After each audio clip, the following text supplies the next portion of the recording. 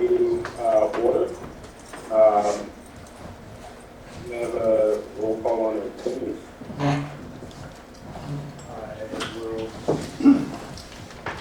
So this will be a little bit choppy as usual because we're splitting between digital and live. Calling the roll, Councilmember Reed. Here. Obviously, Councilmember Wynn. Here. I'm going to change my verbiage here. Member Klein. Here. Member Newsma. Here. Member Burns. Here. Member Braithwaite. Here. Member Kelly.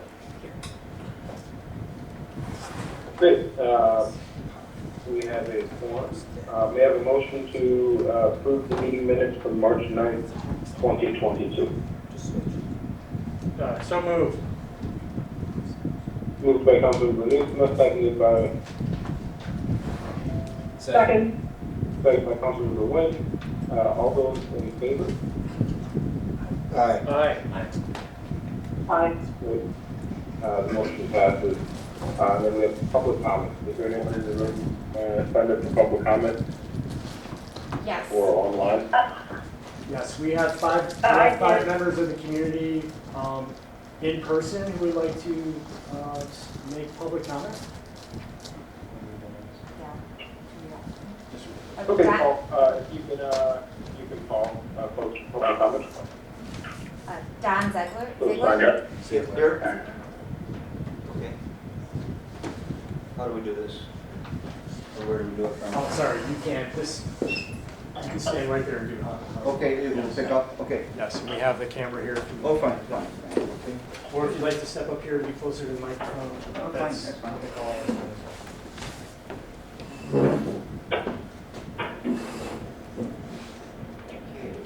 Okay. Good evening, members of the Evanston Economic Development Committee.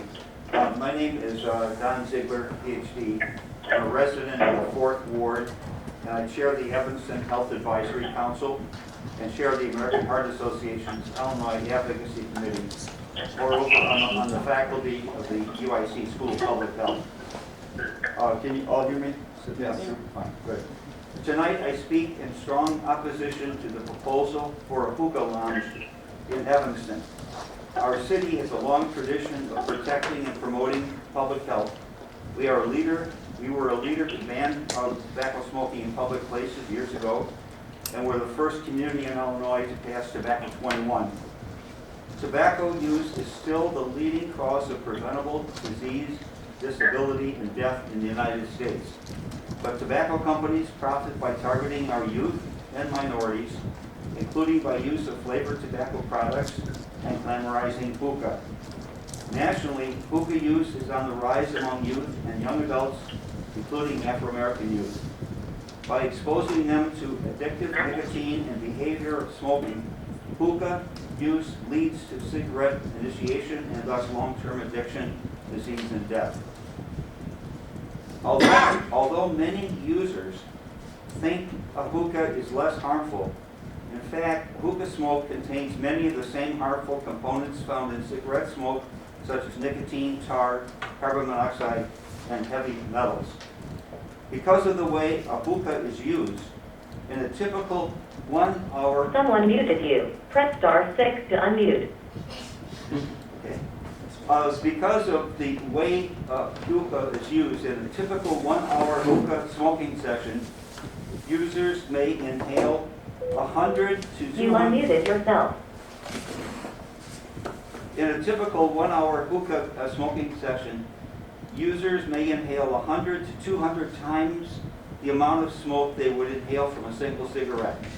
In a single water pipe session, users are exposed to up to 9 times the carbon monoxide and 1.7 times the nicotine of a single cigarette.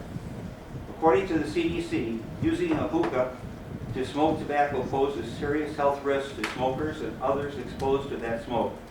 Includes oral cancer, lung cancer, stomach cancer, cancer of the esophagus, reduced lung function, decreased fertility, clogged arteries, and heart disease.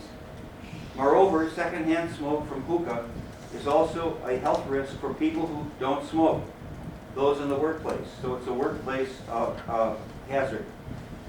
Now, next Monday, the Health Department will present its proposed 5-year plan to the City Council.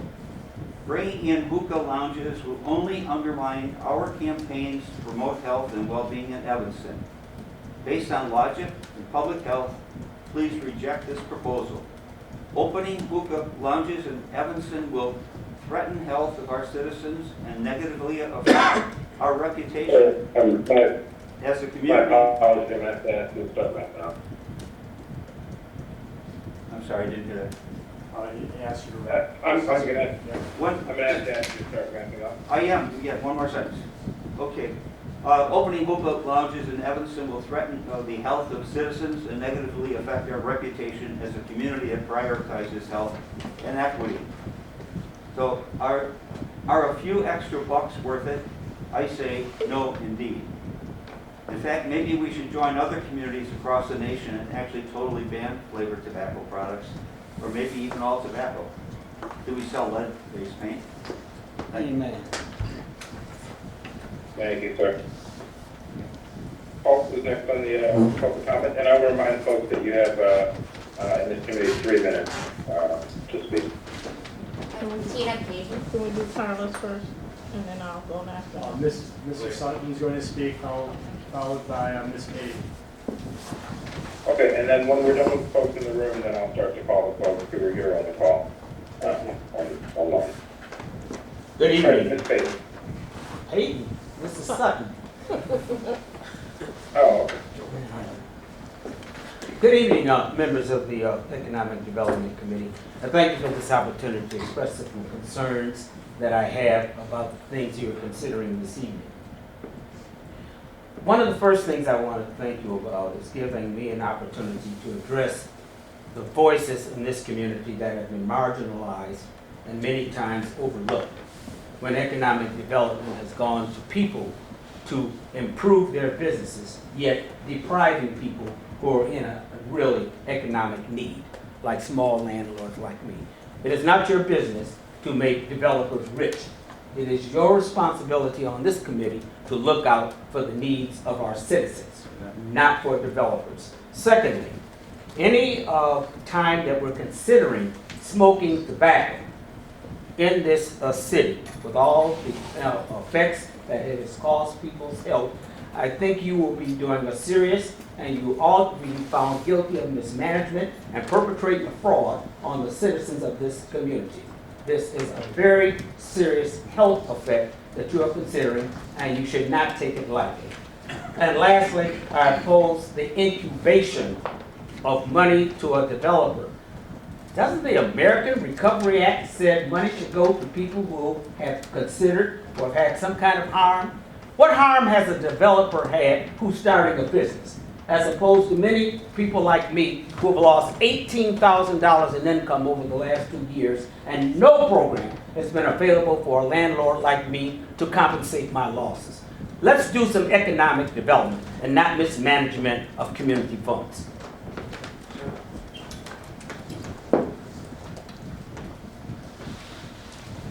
Thank you, Mr. Sutton.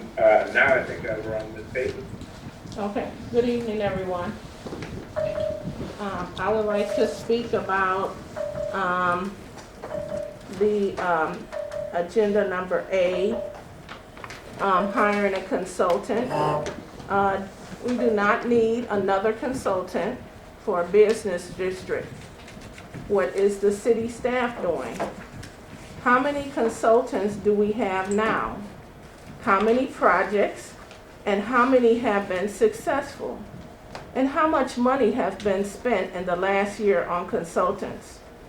If we have to hire more consultants, then we should fire some city staff.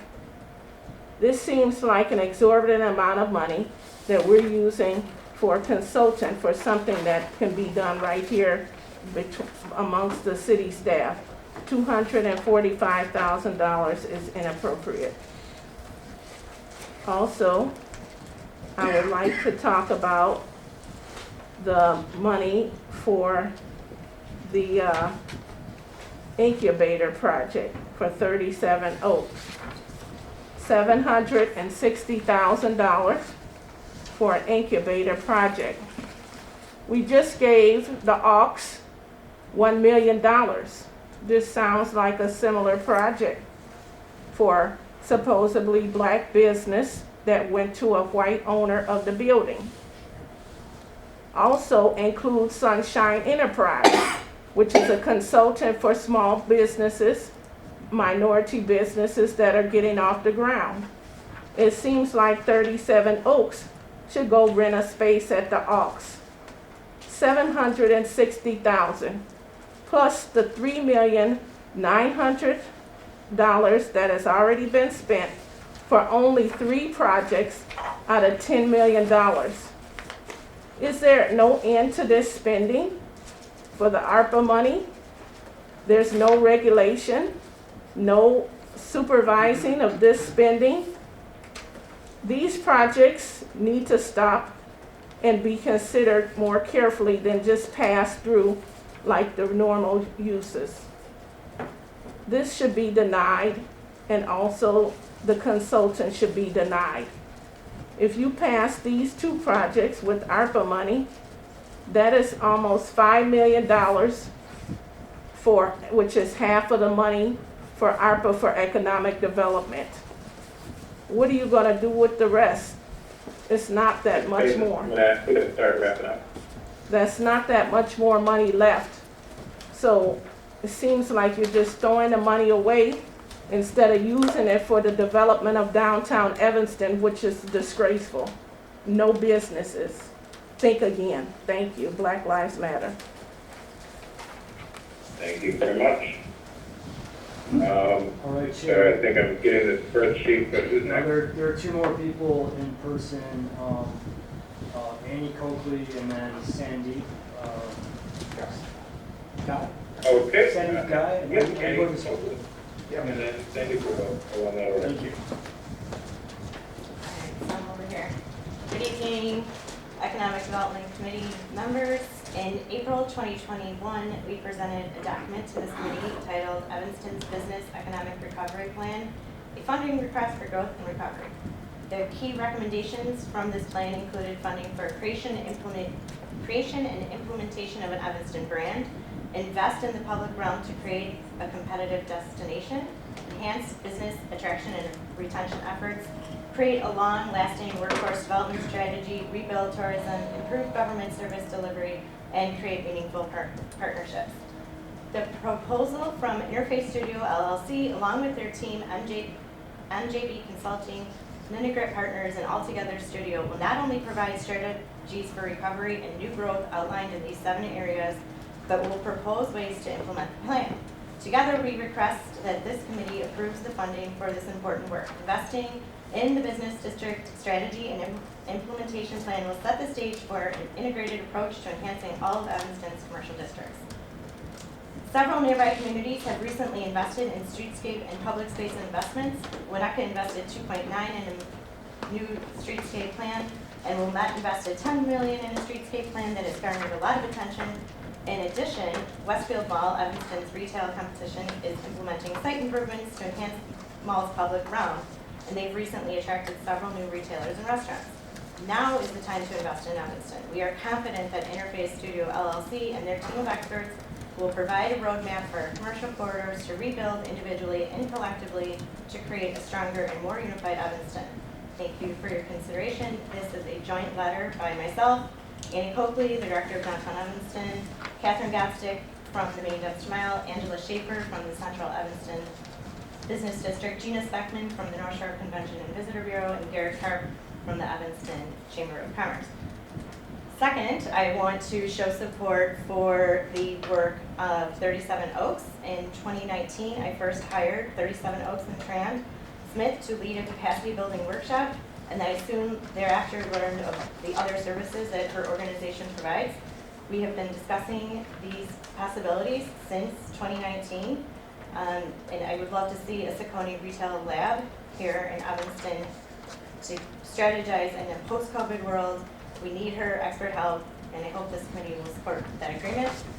And on a third note, I would like to also show support for the Sandeep Guy's proposal for the Arrington. Thank you. Thank you. Okay, if we are done with everyone in the room, then we'll start moving to folks who want to get a public comment online.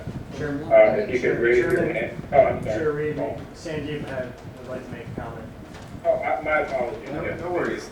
So I am here to speak on a proposal later or provide any kind of clarification, but I'd like to stand at this point to stand in support of the proposed, I think it's A on the proposals of downtown Evanston's infrastructure, or proposal for a consultant. I think that downtown Evanston is definitely one of the engines of our economic of the economics of Evanston. I've been a business there for 13 years, and I think that it needs a keen eye to understand some of the problems that are involved in activating such a large downtown corridor. There aren't single areas. Like if you look to Wilmette, they have just one major cross section, but you could fit that into almost any corner of downtown Evanston and still wouldn't have the economic impact or the vibrancy that you would get by doing it in a smaller downtown area. So I think it's how, what do they say, penny wise, pound foolish to think of the investment compared to the amount of business that downtown Evanston does. Trying to build a vibrant downtown Evanston does take a lot of work, and I think that this will help benefit the downtown corridor. Thank you. Okay, now we'll move to folks online. First we'll have Tricia Cowles.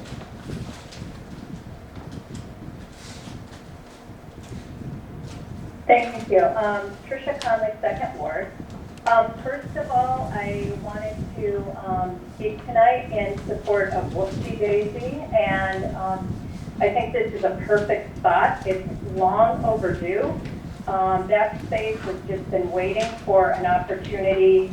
We've all been waiting for an opportunity like this to have a nice, intimate, sweet little spot by the lakefront that isn't overpowering, but can be a spot where we can grab, light breakfast or go have a glass of wine in the evening, and I want to give my support to that. And in addition to that, in connection to that, I think I would, and this is perhaps being worked on, but I think there's a lot of growth that can happen when we speak even in downtown Evanston or even in our neighborhoods like here in the Second Ward.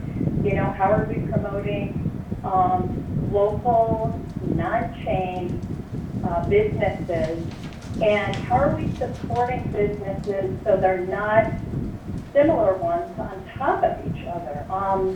And I'm not sure how that works with economic development, how those choices are made. I know, we're talking about, the private market and who wants to rent who and so on, but it seems to me that there should also be a process by which we're really helpful on where businesses place themselves, because it seems like the competition or the potential competition gets to be so close that, we see restaurants closing because there's something not too different, not too far away from them. And I would just hope that we're being really sensitive to that and figuring that out.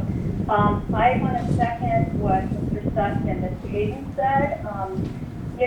I don't know. We hire lots of consultants for lots of things. I think we have an incredible talent in this town and knowledge base, and we have people obviously who know Evanston. And I think if we were to get those people in the room and spend some money on visioning and doing field trips to other places and generating ideas with the wealth of knowledge here, there could be incredible things happening here. And in addition, I think the unspoken thing is, for us to have unique smaller businesses, I'll wrap it up.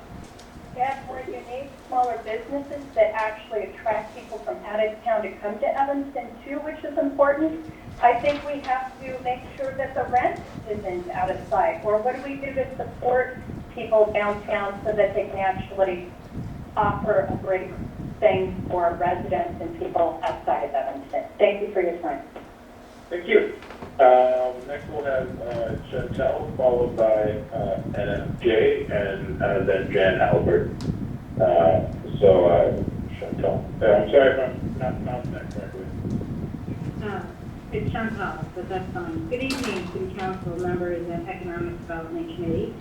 I'm Chantal Healy. I'm a resident of Evanston. I've been a resident for the past 10 years, and I live about across the street from where the Cafe Orange and at the lagoon would take place.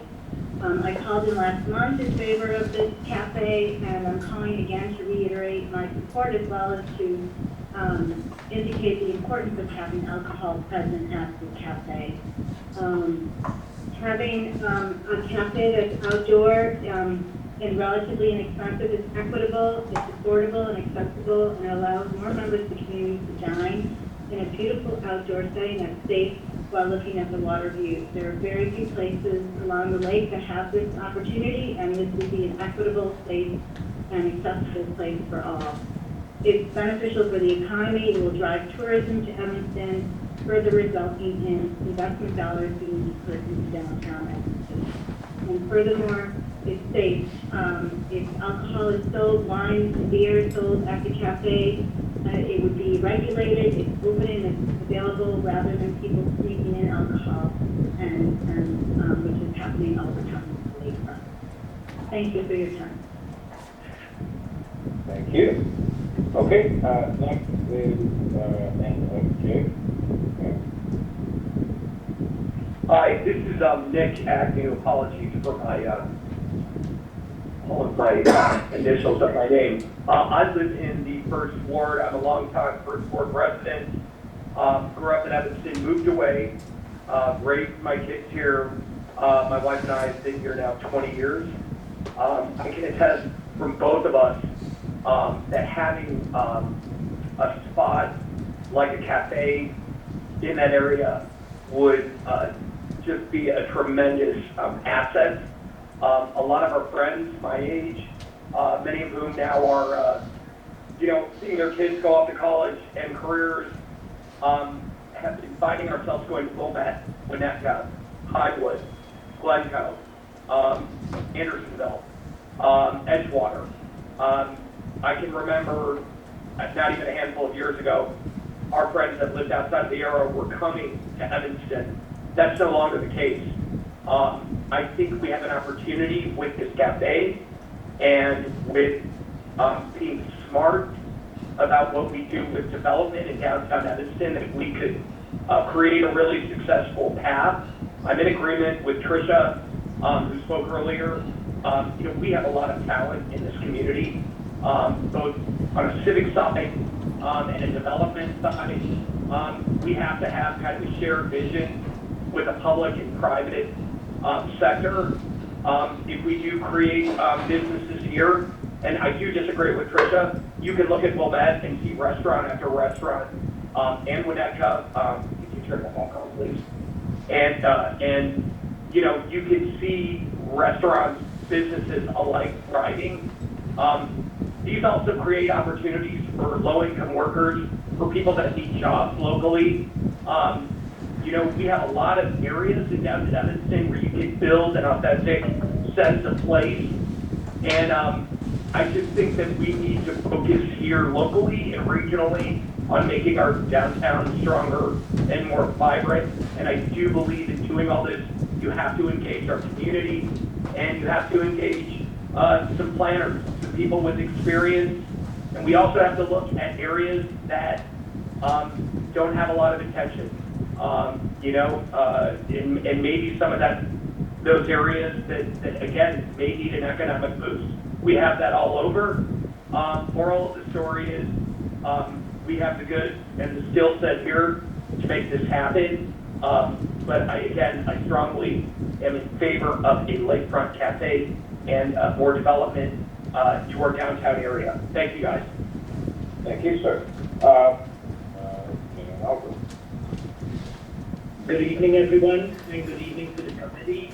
I want to start with saying that I second Chantel, Tricia, and also the previous gentleman being strongly in favor of the cafe.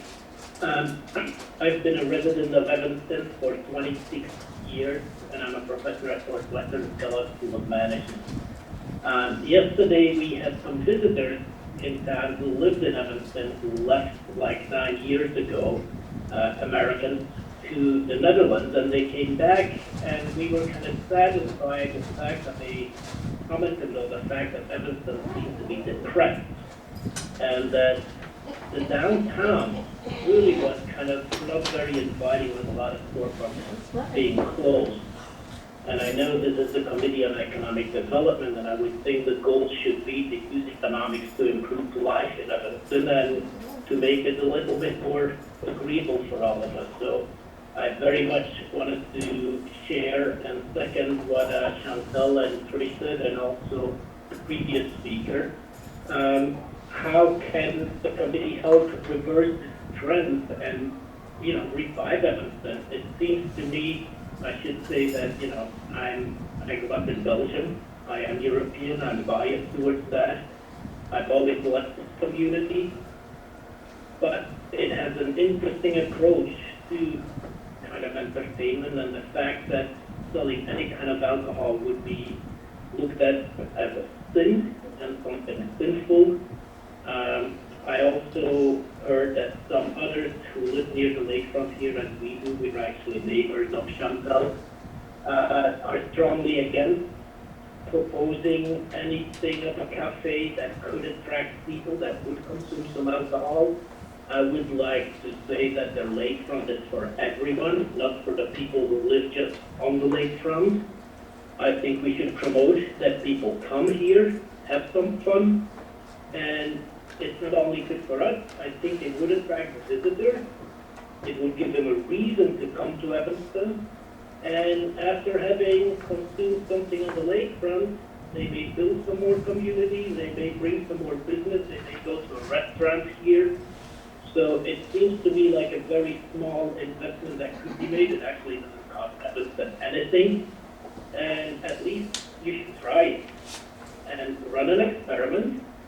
If after a predetermined time people think it leads to a lot of problems, well, then we can still reverse that decision. But just to say no from the beginning and never giving it a try, I think would be a little bit short-sighted. Thank you. Thank you. Okay, with that, we need to bring this to the end of public comments. I do not think there's anyone else seeking recognition, so thank you all for your comments. That will move us on to our agenda for 2 items for consideration. I'm Dennis. I apologize, it's Pete Clemson. I joined late. I just wanted to add a quick public comment. I'm also a 19-year neighborhood person living near the Arrington Lagoon, and I'm a huge supporter of this cafe project. So I think everybody's already said all the different attributes, and I think they're spot on. So just wanted to add my support to that topic. Okay, thank you. Thank you. I'd like to jump in real quick too. I'm Jeremy Banana. I'm a 23-year resident, live close to the lake. The objections that I've heard are like, there's going to be odors, make them the cafe, but that seems like also a terrible objection because those would be good odors. Right now we have goose poop. And I agree with what Jan said, that the objections that people have thrown out are like, we don't want too many people to lake. Well, this lake is for everyone, not just the people who live next to it. And it would be a great way to attract people to the lake and to do something that's social and community building, which we all know we need more of these days. And I'm highly in support of a cafe there. For those reasons and for every other reason that I've already mentioned. Thank you. Thank you. Okay. There's no one else who wants to speak now or hold your peace. Okay, we're going to move on and we're going to continue on to the agenda for the speaking tonight to cover. But first, we'll have a motion for approval of a contract with Integrate Studios LLC to provide Evanston Business District improvement strategy and implementation plan consulting services. So moved by Councilmember Newsma. Moved by Councilmember Newsom, seconded by Second. Second by Councilmember Burns. All right, it's been moved and seconded. Is there any discussion on this item? Chair Reed? Yeah. Hi. I wanted to make you aware of the fact that members of the interface team are on the call. They wanted to introduce themselves, and they promised nothing more than 5 minutes of a summary of their proposal. So I just want you to know that if we want to, I don't know if you want me to tee it up or if the council members or committee members have, just want to open it out and have a discussion. I'll leave it up to you. Yeah, well, let's start off, let's give them 5 minutes, and we'll have them introduce themselves, and then we'll open it up if there are any questions afterwards, and if not, then we'll just move on to the vote, continue on with the agenda. Okay, it looks like Sarah, you may be able to speak first, for welcome. Thank you so much. Thanks for having us. We're excited to share a little bit about what was proposed for Evanston. I have a deck of slides to share. Am I able to share my screen? You should be able to present now. Okay. I'm going to do that, and full disclosure, I thought we had 10 minutes, so we'll do this double time.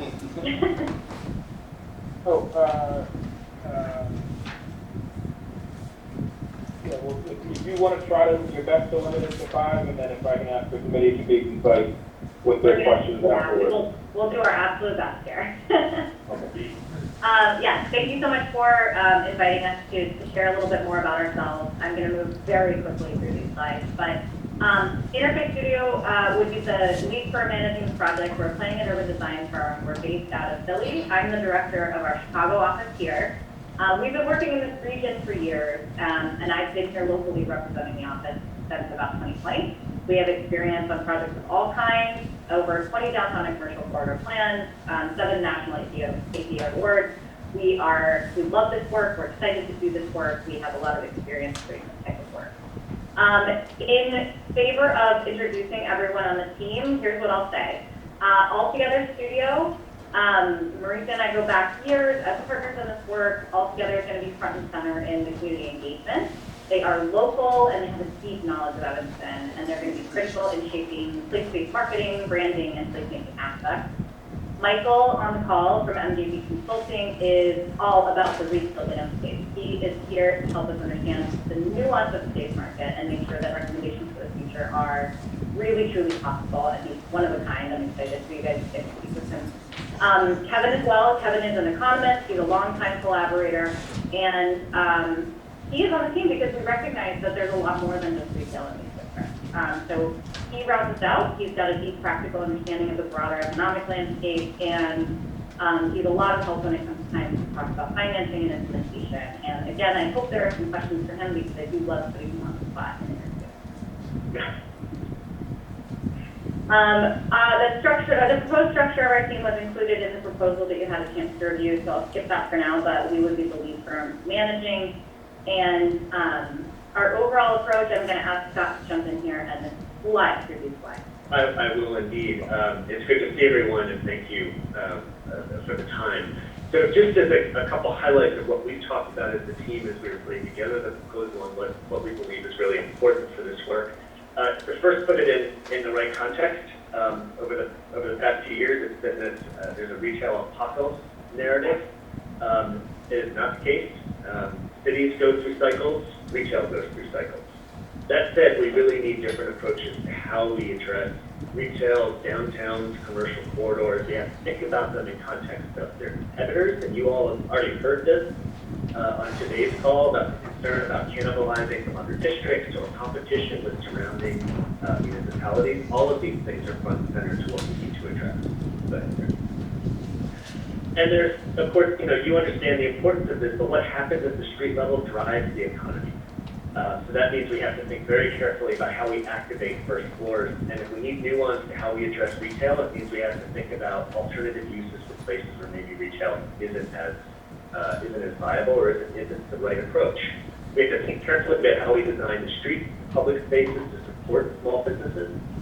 But we also have to think about small businesses themselves, Sarah. What are the programs that help stimulate small business growth?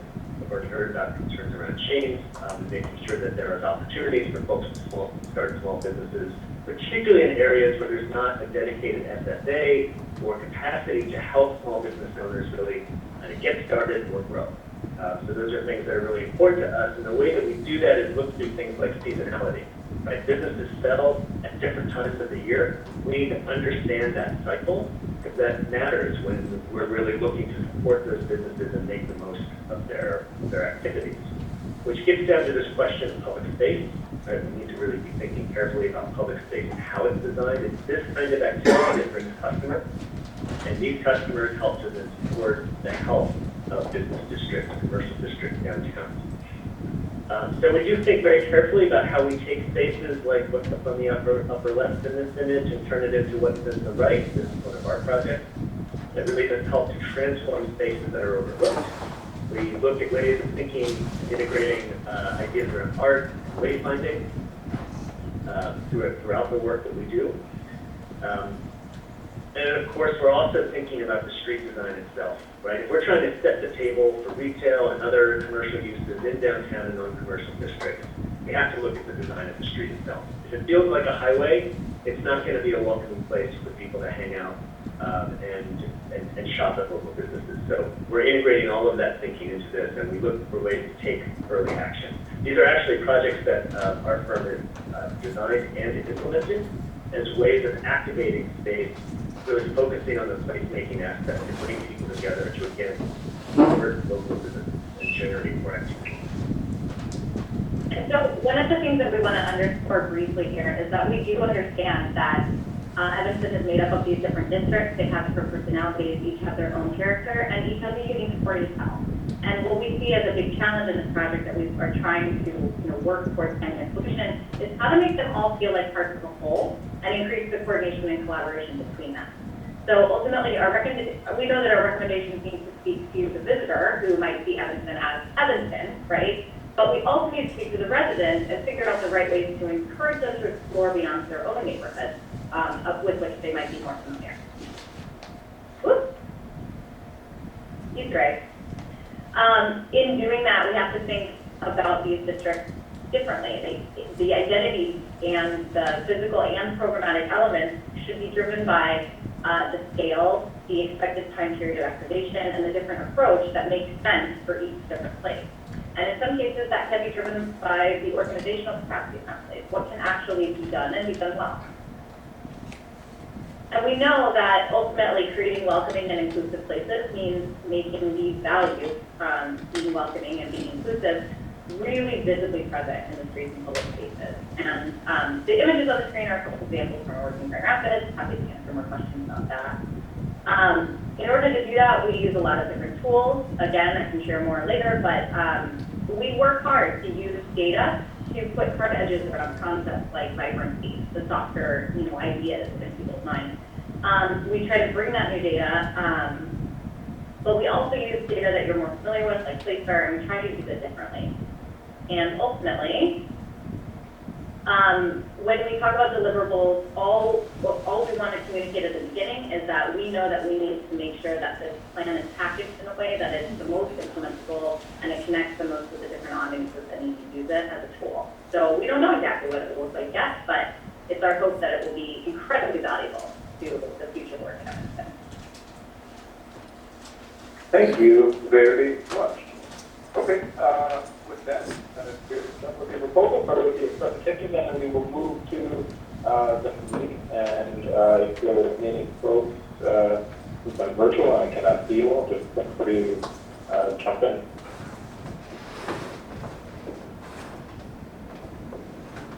If there are no questions, then thank you. Chair Burns, this is Councilmember Newsom. I have a couple questions here. Chair Reed, I was looking at Bobby. Yeah. I want to talk about just one quick question on how we chose interface, and looking at there was one other bidder that was a little bit less costly. So if someone is able to speak to that. No. Well, it's just, yeah, I'm looking at page 14 of the packet. If we could speak to how we arrived at the decision to hire Interface. Yes, I can do that. You mean, just for clarification, staff's recommendation, we haven't heard any. Right, correct. So staff is recommending Interface. If you, I think you referenced the page 14 of 223 or 233 in our packet. We looked at 5 different measures for how we analyzed each of the proposals. We had 5 very good proposals. If you also go to page 14. 17, you'll see the, not 17, my apologies. 13, thank you. You'll see their fees.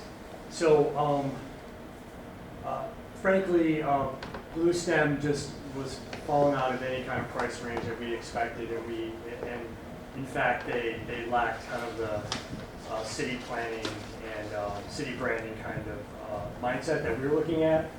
They were more of a private sector branding strategist with a little bit of public sector experience. The remaining 4 all came in with a very similar price range, ranging from 220 to 270. All were very solid in their own right. When we looked at, if you look at our scoring, you'll see that Interface was almost a perfect score.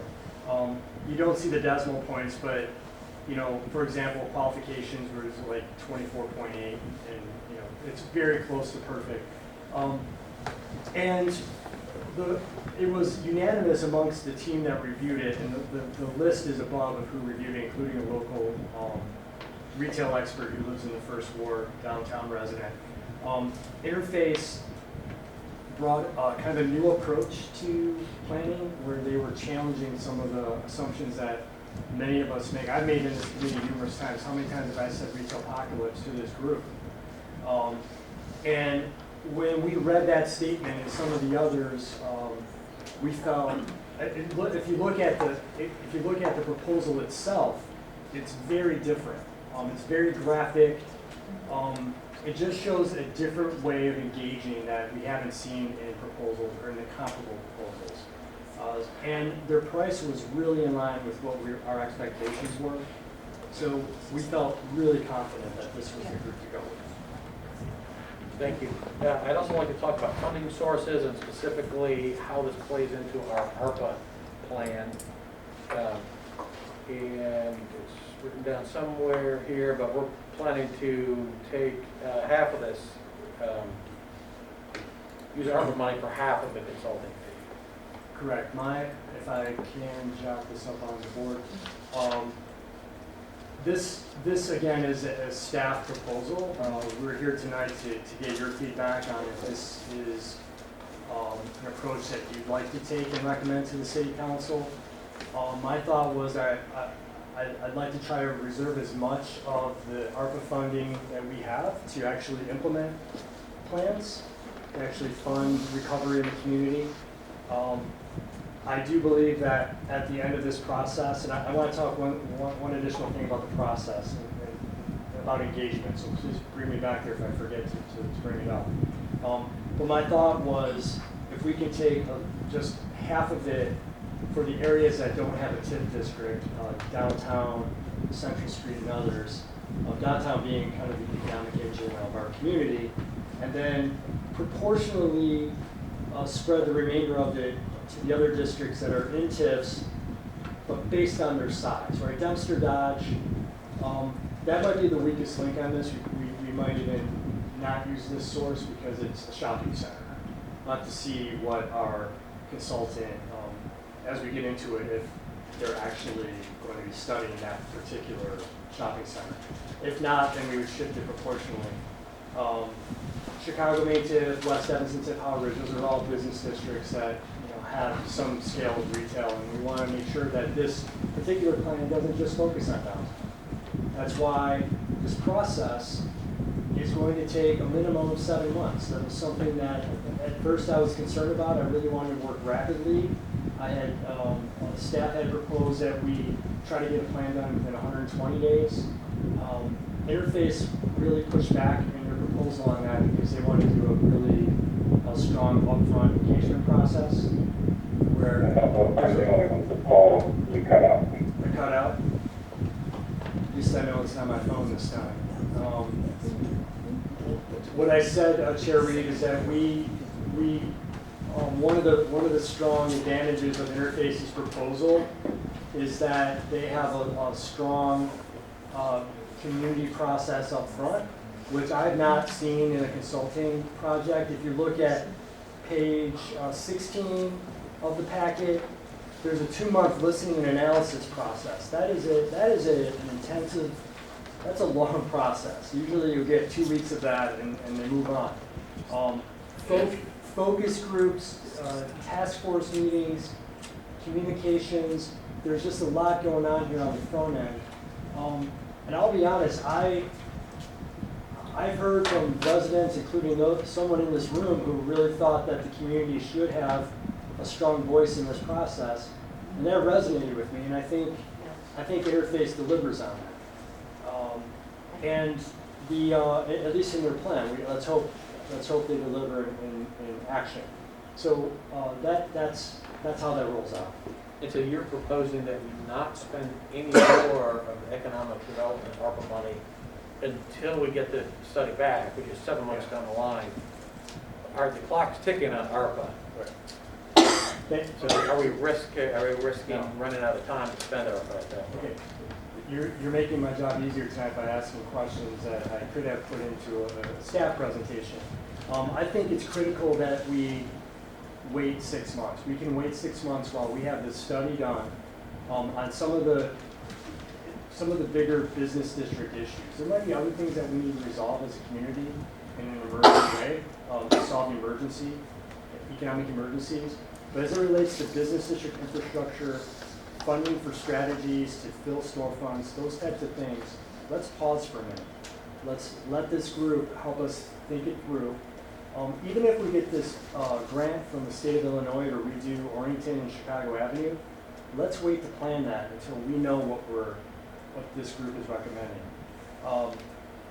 I think they're going to bring some really good ideas, and that's what the review panel thought. And if we can just take a breath on this and wait 6 months, at the end of it, we'll hopefully literally get a checklist where we go and implement if the community wants to adopt the plan and implement the recommendations.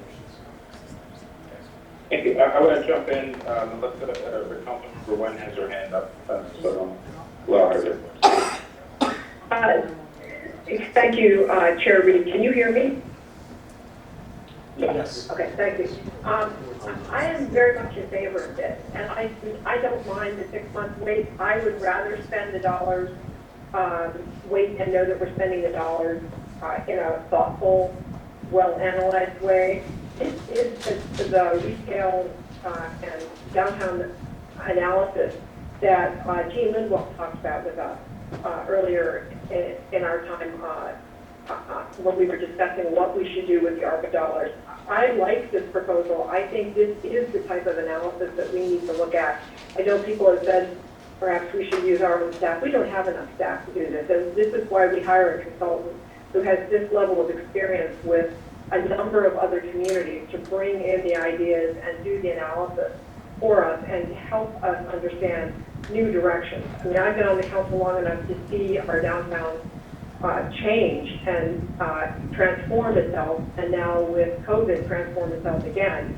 And also, retail was falling off a cliff before COVID arrived, and we knew that was happening, and we were struggling to figure out what do we do to help revive our retail. So we kind of have a clean slate here. So we need to reimagine our downtown, and that's what this hiring interface is for.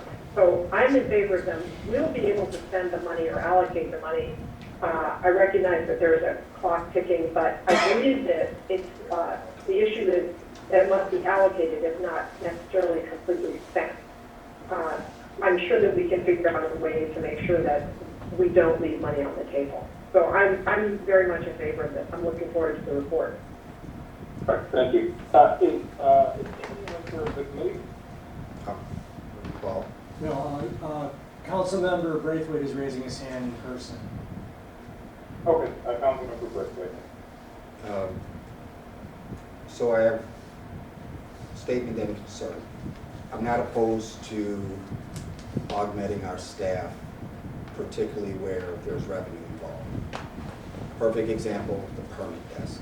We don't have enough staff to permits. We get revenue from the applicants, our residents, and when they don't do it, there's just a huge backlog. So if you were telling me we need additional staff to gain that revenue to make it easier for our residents to do their improvements that has a trickle-down effect, I'm all good with that. I think I'm gonna side with some of the residents in terms of the dollar amount. So if we don't have staff, I get that, but I'm just doing a little bit of math, which is $220,000 for a 7-month period, right? That comes up to $28,000 a month. And I'm thinking to myself, how many people are gonna be here for that period of time? How many meetings are we gonna conduct for that period of time? And then the other challenges that I have is they're, out of all of the groups, they're the only ones who don't have, they've scored a 0 on diversity. Am I looking at the wrong one? Okay, they're 9? Okay, okay, perfect, thank you. So scratch that part.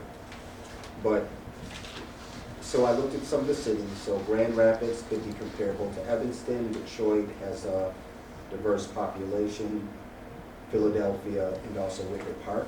I'm speaking directly to the staff now. And so my curiosity is, this is an expensive nut up front that we would have to pay, and then what does it look like on the back end, right? So after they give us the nice, expensive, fancy plan, how much is it gonna cost to implement? And so I'm curious, you know, we're not making a decision tonight, I'm assuming this is, so what did that Grand Rapids plan cost? And where did the money come from? Like, they should be able to tell us this, like, how much did their plan cost Grand Rapids on the front end and back end? Where did their city fund? And the same thing from Detroit, Philadelphia, and Wicker Park. And I think that's, I would love to know that, and then do they have on the back end of that an impact study to show? I mean, there's some great pictures, and I love the concepts, but yeah, I mean, our own staff, I think, if put in together with a group of the folks from downtown, would be able to come up with that same. So, Can I respond? please. Okay, thank you. So first of all, I hope the interface team heard the question, and can somebody acknowledge that they heard the question, the concern, and if we could, thank you. Before we take this to the city council, if this is approved tonight, we'd like to see some kind of final product or action plan that was delivered in these other communities, and perhaps cost comparison. So please acknowledge that, and I'll follow up with you if passed tonight. I'll follow up tomorrow. Councilmember Braithwaite, one thing I wanted to just point out, the difficulty of this particular project is we are trying to do studies for what we identified as 10 districts. So if you divide 240 by 10, you get 24,000 per district. That's not how it's going to lay out, because some of them aren't going to be as much, but I see how you're breaking it down. yeah, so I felt comfortable with that cost because it's 20 to 50,000 per district, and that would be what we would pay a consultant to do a market study.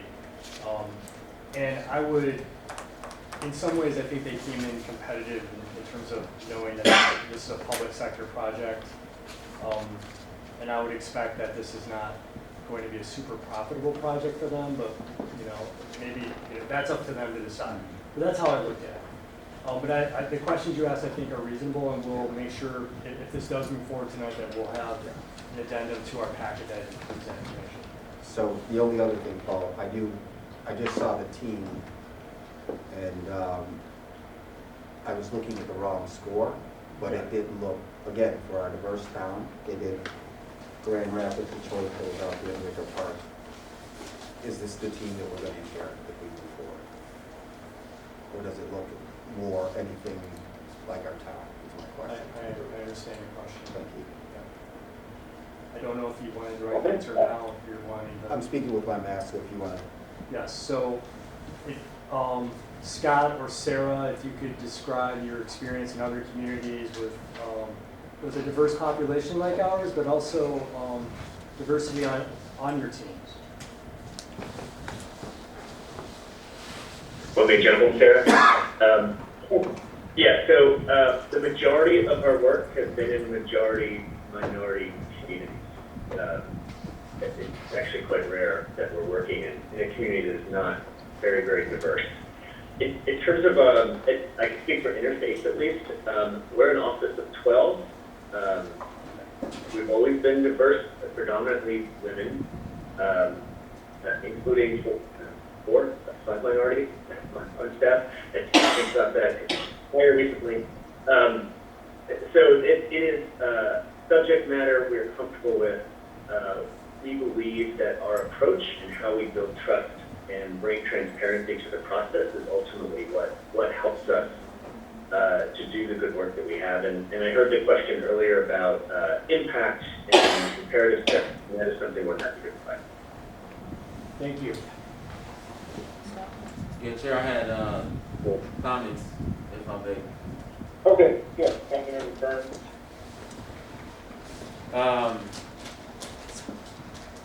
Do you have a sense, and this is to the interface team, how many hours this will take? I don't know if that was a part of your modeling this out to bid on it, but do you have a sense of how many hours or just the scale of work that's in front of us?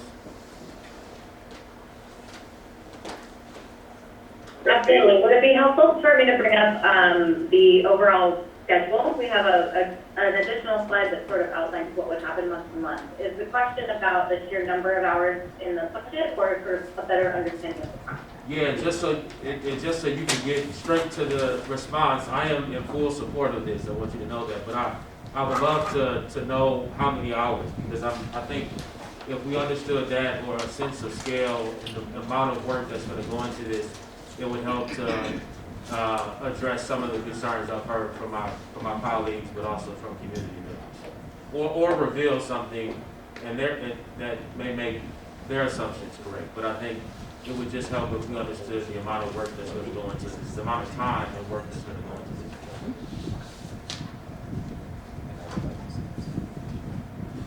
And if you don't have that now, that's another question for that we can get between now and the city council discussion. Yeah, I'm happy to provide that number. I am opening files furiously on my computer. While you're doing that, but instead of that, just for now, I'm going to ask Scott to jump in, and can you ballpark a couple of the other big projects that have been brought up tonight? Do you think? They vary. I mean, honestly, some of, actually quite a few of them are in this range in terms of total price. We do have the total number of hours. I can say our hourly rates are lower than most of our competitors. So what happens is when we try to figure out, well, how much money are we looking to propose, it's based upon an estimate of hours at our rates. And so we're thinking, like, what is the level of effort? And so it is oftentimes a lot more hours for us as a team than it would be for other teams because of the way we're structured. We're small businesses, and we put in the time and effort to do so. And then, but we can say even looking out on things. And then all together, how many people will be working on this from start to finish? Again, asking a question back.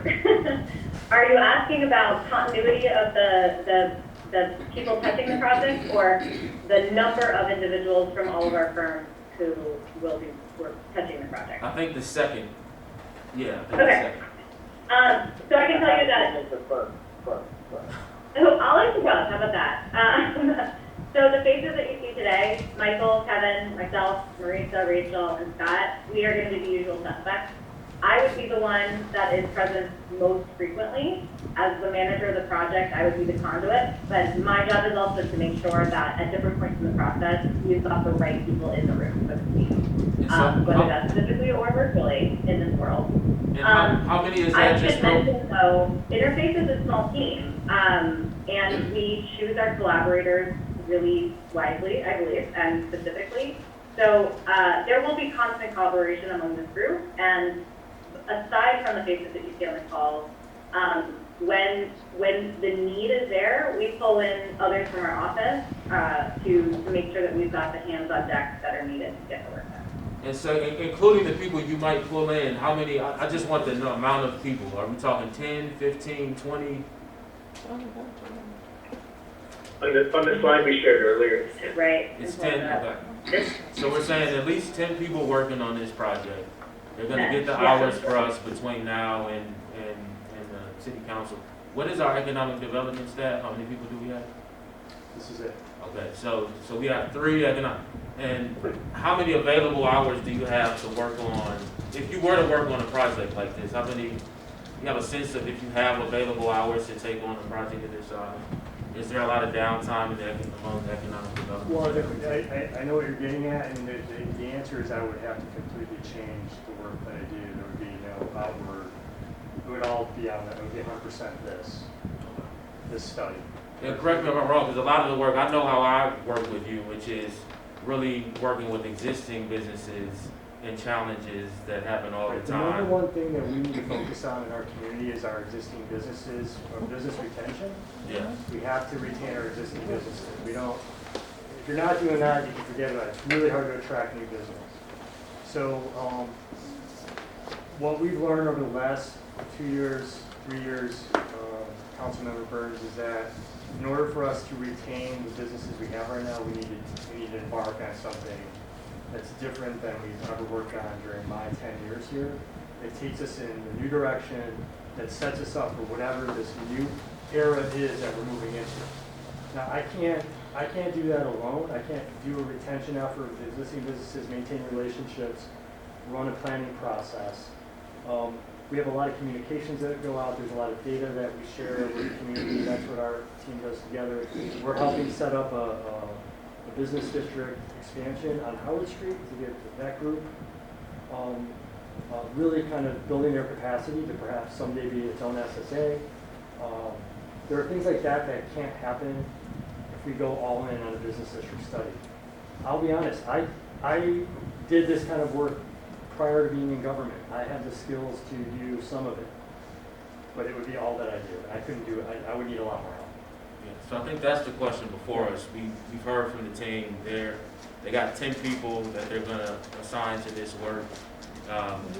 What our economic development manager has said is they might be able to do it. First of all, they'd be bringing a lot less people to the show, right, to this work, and it would be all they do. So if we want to pull them off some of our other kind of critical matters that happen all the time in the ward, I know I'm always interfacing with Paul and Katie, and if we want to pull them off all of that work, right, responding to the critical needs of our businesses right now, holding business meetings with different business organizations, et cetera, helping us relocate businesses and do all of that now, they might be able to do it, but that would still be a maybe, and we certainly wouldn't get it in the time frame that I think we want to get it in, so that we can get to the implementation and taking action.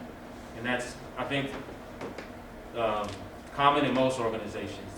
Most of the people who work for the institution spend a lot of time running the day-to-day business, but if you want to think ahead, look ahead, plan ahead, you typically are going to bring in someone, or get a ton of volunteers, and that could be a mess in and of itself and take even more time. So I'll hold there, but I think it's helpful. But it's a good question that Councilmember, or Chair, or Councilmember Braithwaite mentioned about seeing the work product. I think that would be helpful at the next city council meeting, just to see.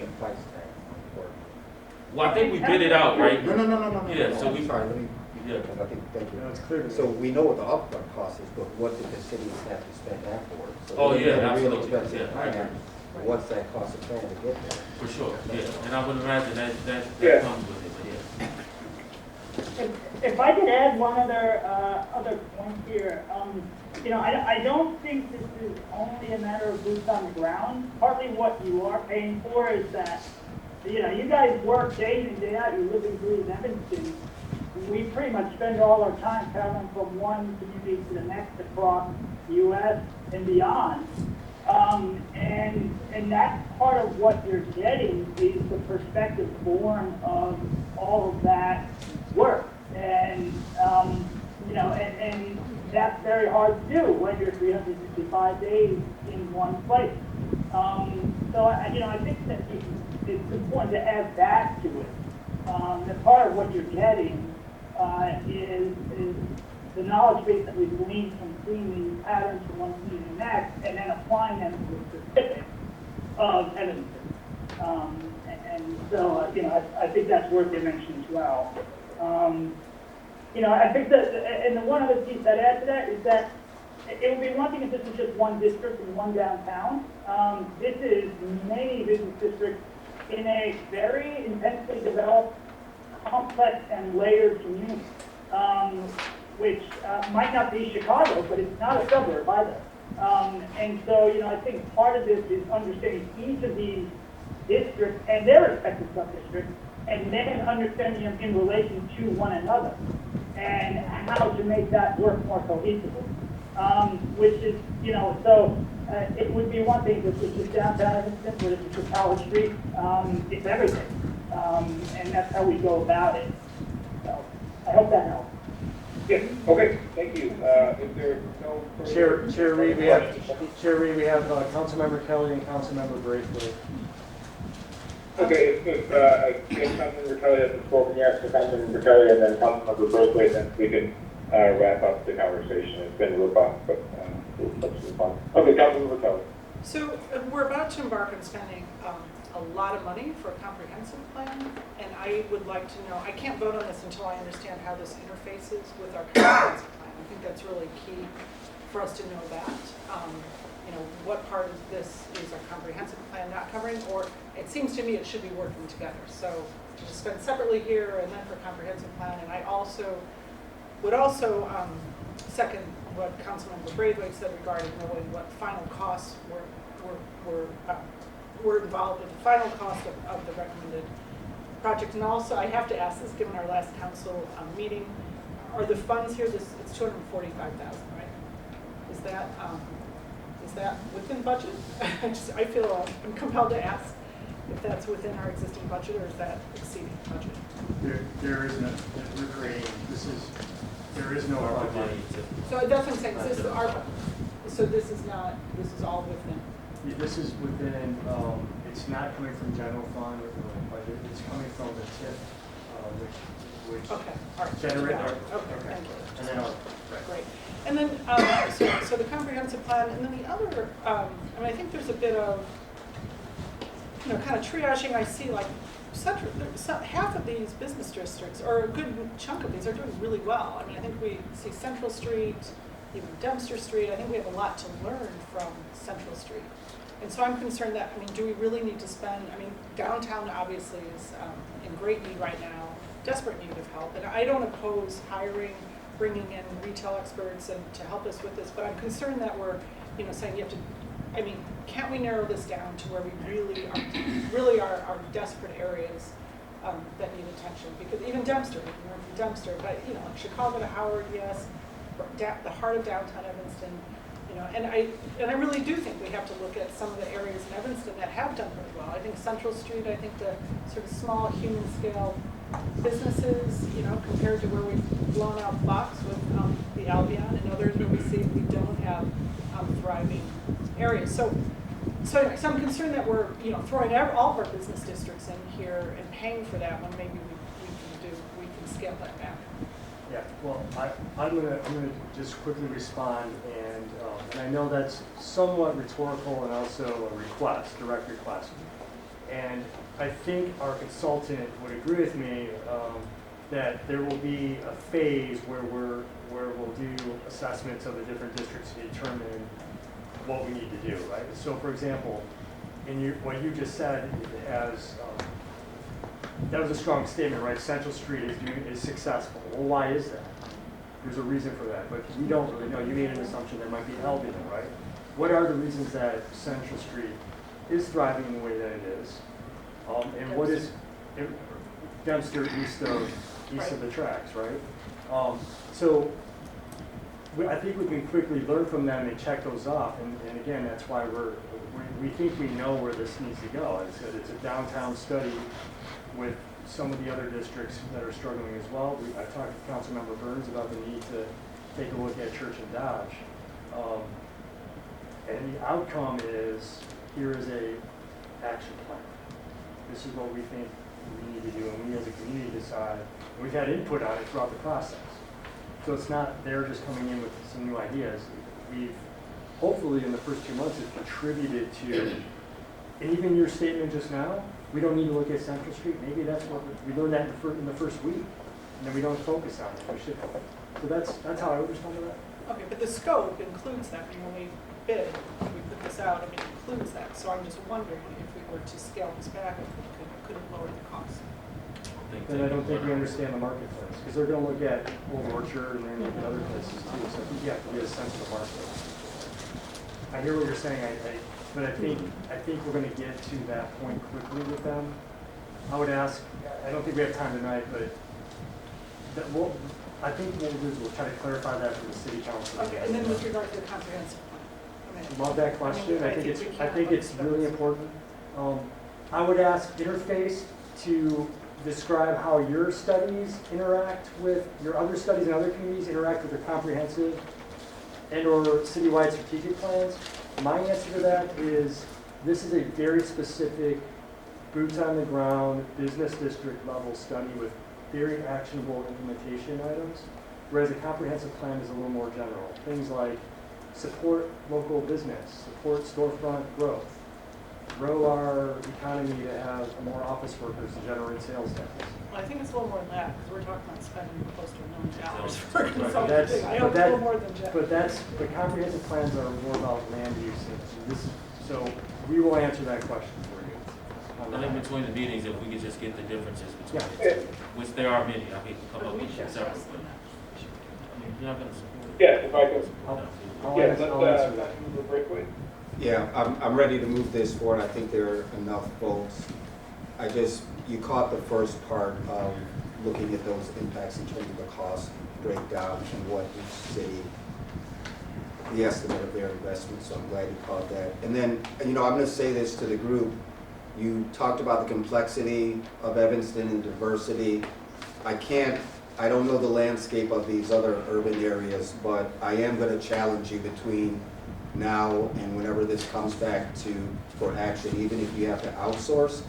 We have some areas that are very specific to Black-owned businesses, and my challenge to you is to diversify your team and find someone that looks like the community, the business community that they're going to be in front of, whether it's now or later on in the history, in the future. That's my challenge to your group. Thank you, Paul. Thank you. Thank you. Okay, great. So I have one question before we close out, call the vote. Paul, how much money is left unencumbered, both unallocated and of course, spent for the economic development bucket, if you will? Yeah, that's in the. I guess one, how much you reallocate, and then how much you will left. Yeah, we have 3.9 allocated with Ox, Northlight, and the previous 900,000. I estimate that we have 6.2 million remaining.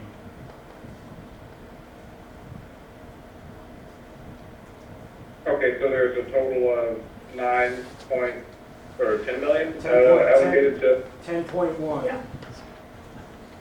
Okay. Okay, thank you very much. With that, I will call I'll call a roll off at the You want me to call the roll, Councilman? Sure. Actually, all those in favor say aye. Aye. Aye. All those opposed? I'm holding out on a no, waiting for the information, so I hope that it's enough to convince me at council. So I'm a no. As I am also. Okay. We have 2 no's. Okay, 2 no's. Yeah, well, we don't count if it's a voice vote, but the ayes have it. So it moves on to council. Okay, great. Members of Interface, please, you're welcome to drop off the call. Thank you for being here tonight. Thanks so much for the opportunity. Thank you so much.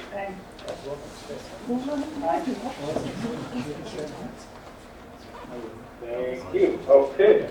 So let's move on to the next item on the agenda, which is a request for funding for the musical offering through the storefront modernization program.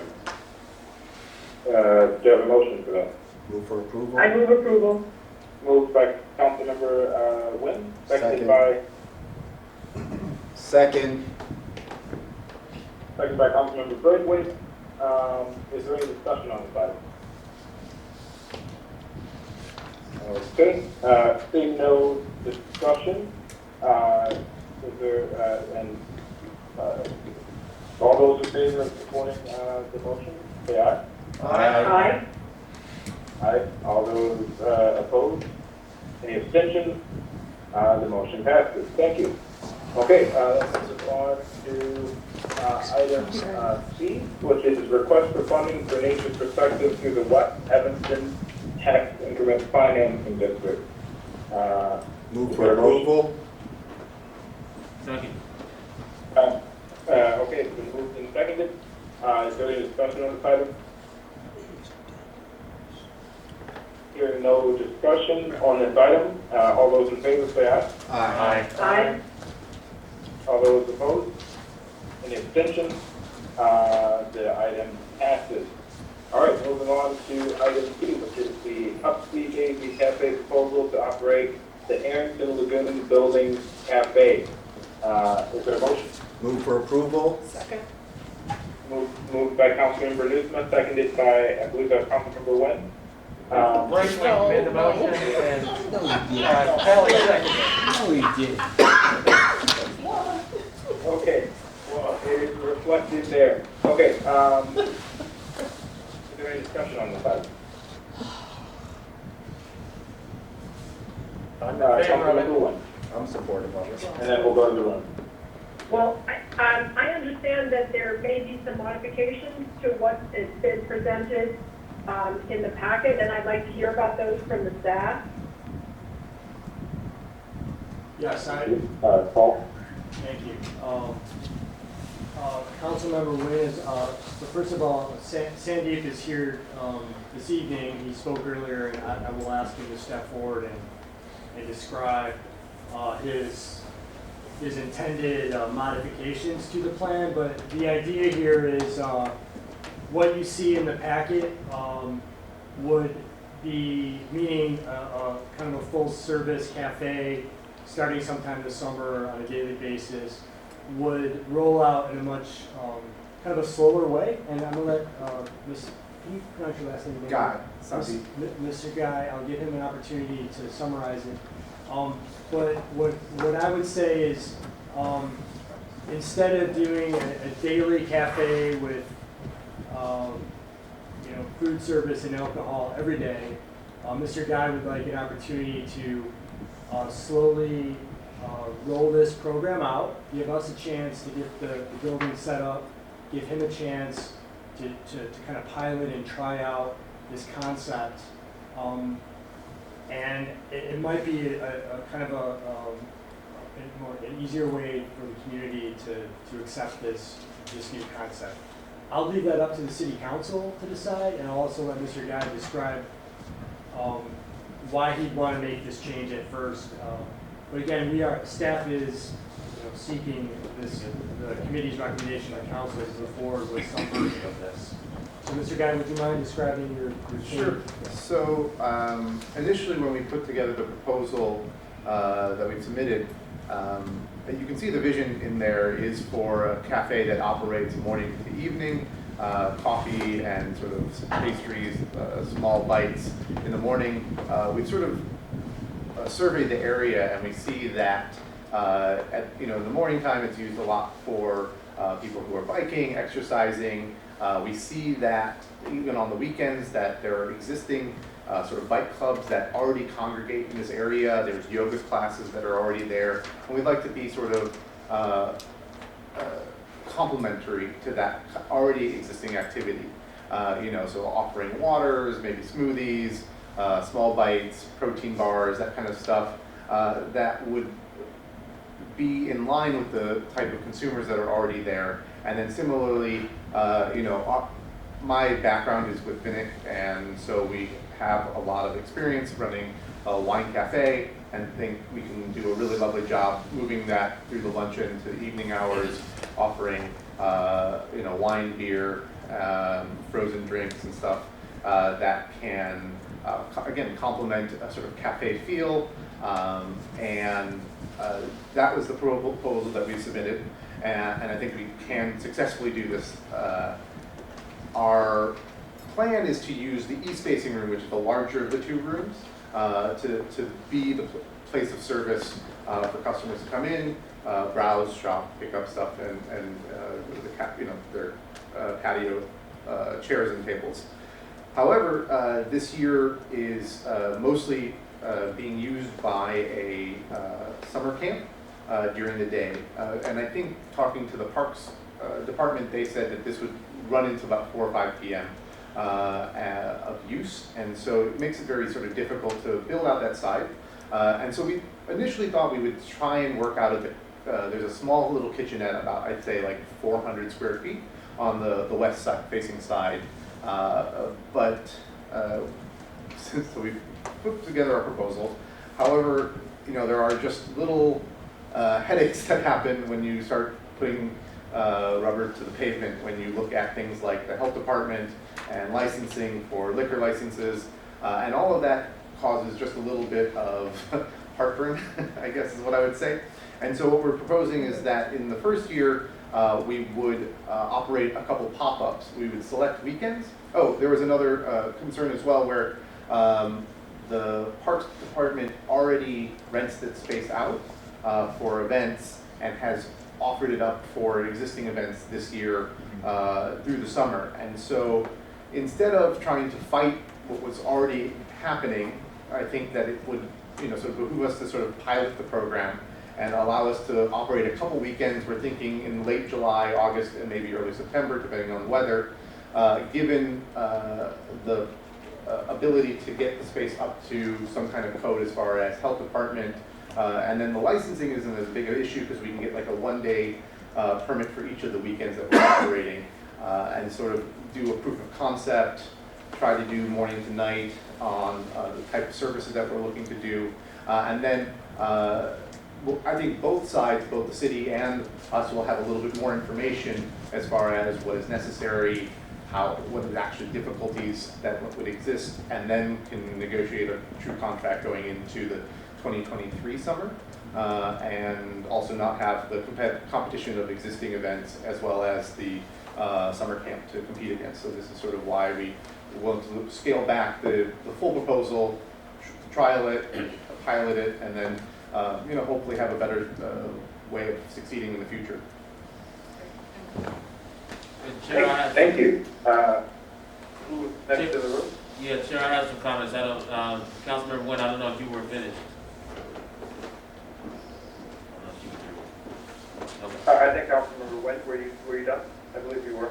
Oh, I did, Sandy, hello, you and I know each other, and I know you're a huge participant in the Maine Dumpster Mile, and I'm very sorry that Finnick is closing very soon. That's going to be a real loss on Chicago Avenue corridor. But I did want to say that I like the idea of piloting a smaller program to begin with, because given the sensitivity around this issue and the concerns in the community, I know some people, I've had emails strongly in favor, and I've had emails that are expressing significant concerns about commercialization on the lakefront. And that's always been a concern about our lakefront, that if we do anything, move towards that, how do we do that, and can we make sure we do it carefully? I know some people, I don't think I would be representing the third ward appropriately if I didn't say that I did hear from a number of people who did express serious concerns about alcohol sales. And as one person put it to me, Europeans know how to drink outdoors, but Americans don't. And so I do want to see how this works. I have other concerns that I can discuss with staff that I raised at our prior meeting about trash and generating extra litter and what we do about that. So I'm looking forward to hearing more about what's developed before this comes to the city council. But I will say, knowing that it's Sandeep alters my thinking about this somewhat. Thank you. Councilmember Burns. What I just wanted to say, thank you obviously for responding to the RFP and for being flexible about the kind of pre-scheduled events at the location. One of which I know, because I helped to work with Paul to help plan it. I know for sure there'll be a wedding reception there of a longtime community member, which is great. So thanks for being flexible to accommodate those pre-scheduled events. And so I actually went to the location, and I think what we're calling a kitchen really is a closet.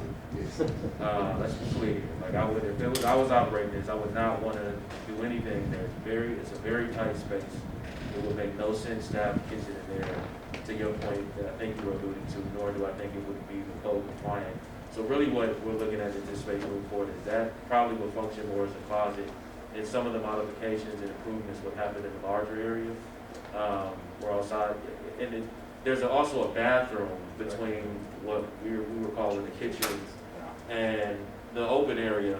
So somebody would literally have to prepare food to keep bringing it back and forth, and operationally it makes no sense. So I think both for the reasons that Sandeep, the guy described, but also it's going to take some time just to make this a lot more practical than I think we discussed it. Originally, it makes sense to pilot it, make sure that we're getting everything right, and next year be ready to go. So, but I support this and look forward to having you at the Lakefront. Thank you. Is there anyone else in the room that would like to? Sure, I'd like to comment. I also. Councilmember Kelly. I also feel the same way. I think it's really important that we get it right. I've also heard, both sides. I've heard more in favor, I will say, but I've heard both sides from my ward and my constituents. And I am really delighted that it is Sandeep and Vinnick Wine. I think you're a very cherished business here in the first ward, in downtown, I think, for all of Evanston. So I think you're the one to do this. And I think we can get this right, and it's so important, and I think we will. And it really is just a stunning location, and I do think there's two enormous bathrooms now. I think there's room to really expand on the kitchen and storage area and everything else. So I think this will give us a really nice chance to figure out how it needs to be, what we need to do to modify the space and support the business. So looking forward to it. Thank you. Thank you. Is there anyone else in the room? Last thing, I'll be brief, and I'll just say to you, just by listening, you have and I appreciate Councilmember Nguyen expressing both sides of the argument, but if you listen to everyone else, there's a very strong support for you to move forward. I appreciate the business sense that you brought to the table, and I'm supportive. And so I would like to see us maximize that space to the best of the city of Evanston's ability, and I would trust and actually invite your recommendations. I'm sure you're going to invest some time in what that space, how to reimagine that space, and more importantly, I would personally, I'm sure the committee and our staff would benefit. What are those barriers that you ran into? Just put them in writing so we can understand, because we're going to have enough time to make this right, and I want to make it right. And I've been to your business when it was open. It was amazing. I love going there for the wine tasting. It's a great blend of food that everyone can appreciate. So I wish you nothing but success. Thank you. Thank you. Is there anyone looking to make any comments in the room? Okay. Seeing no further comments, I just want to say yes. I also am extremely supportive of this. Excited to see this move forward. I also complaints about this. I think most waters are pretty excited to see some new activities on the lakefront and to see new uses of these facilities. So I'm excited to support this. I'm excited to see what you can bring to fruition this summer and particularly next. I will just note one last time that I think to accompany this, we will need to change one ordinance that prohibits alcohol at the Arrington Lagoon. It prohibits alcohol at any of our parks and lakefront. And so, you know, it would be problematic for them to sell alcohol there and then turn around for it to be illegal for someone to have alcohol there. So we will, I will highlight that one more time, that we have to adjust that ordinance to make this legal. Councilmember West, I triggered Dawn, Chair Reed, I'm not sure I understand what you were just saying there, because I think what we've just heard is they're going to be applying for a one-day liquor license, and I certainly think that, correct me if I'm wrong, you weren't saying that we're going to have to, in order to have some type of cafe in the future selling alcohol there, that we're going to start permitting alcohol consumption throughout all of our parks.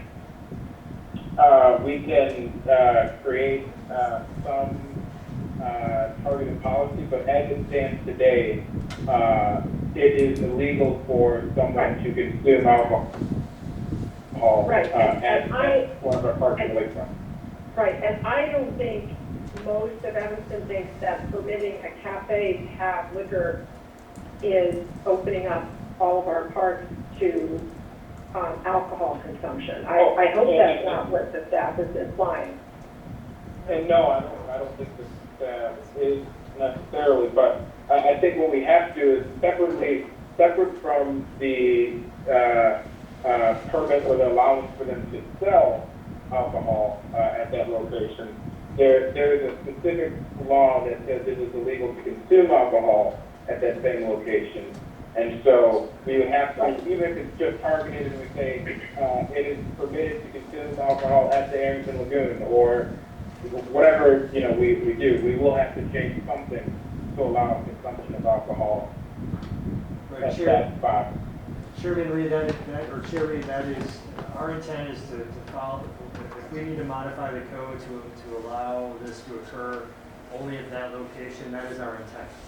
So we will do what we need to do to take this through proper permitting, make sure that the building itself is up to the health code, and then making sure that it's operating within our city code related to liquor. Okay, and this isn't a liquor code thing, this is a criminal code thing, so. Yeah, okay, thank you all for that. Seeing no further discussion on the item before us, I will do a voice vote, so all those in favor, say aye. Aye. All those, thank you. All those opposed? Any abstentions? The ayes have it, and the motion passes. That brings us next to, my apologies, I think it is the folks. Yes, so that is item E. So approval of sole source grant agreement not to exceed $760,000 with 37 Oaks Consulting to implement an Evanston retail incubator program through the period ending December 31st, 2023. Is there a motion? Mr. Chair, I'll make the motion. Moved by Councilmember Newsma, seconded by Burns, Councilmember Burns. Councilmember Burns. Okay, it's been properly moved and seconded. Are there any questions from the committee? Ms. Smith, are you available via video or are you audio only? Oh, no, I can get on video. No problem. Hold on. Thank you. Sorry you can't see us. Thank you. Sorry, can you see? Yes. Okay. Awesome. Hi. Good evening. Do you want me to give a brief background, or does everybody remember? I don't read it, but I'll pick you up. Yeah, if anyone has any specific questions, or maybe we can start there just for efficiency. We just said a few minutes ago we weren't gonna spend any more of our ARPA money until after we finish the study. I think what we should have said was, except for this. Yeah. So I will say that when we put this agenda together, we sent that to ourselves internally. Yeah. How do we balance that? So that's a difficult question, right? So I would say, and I'm not going to try to back off what I said.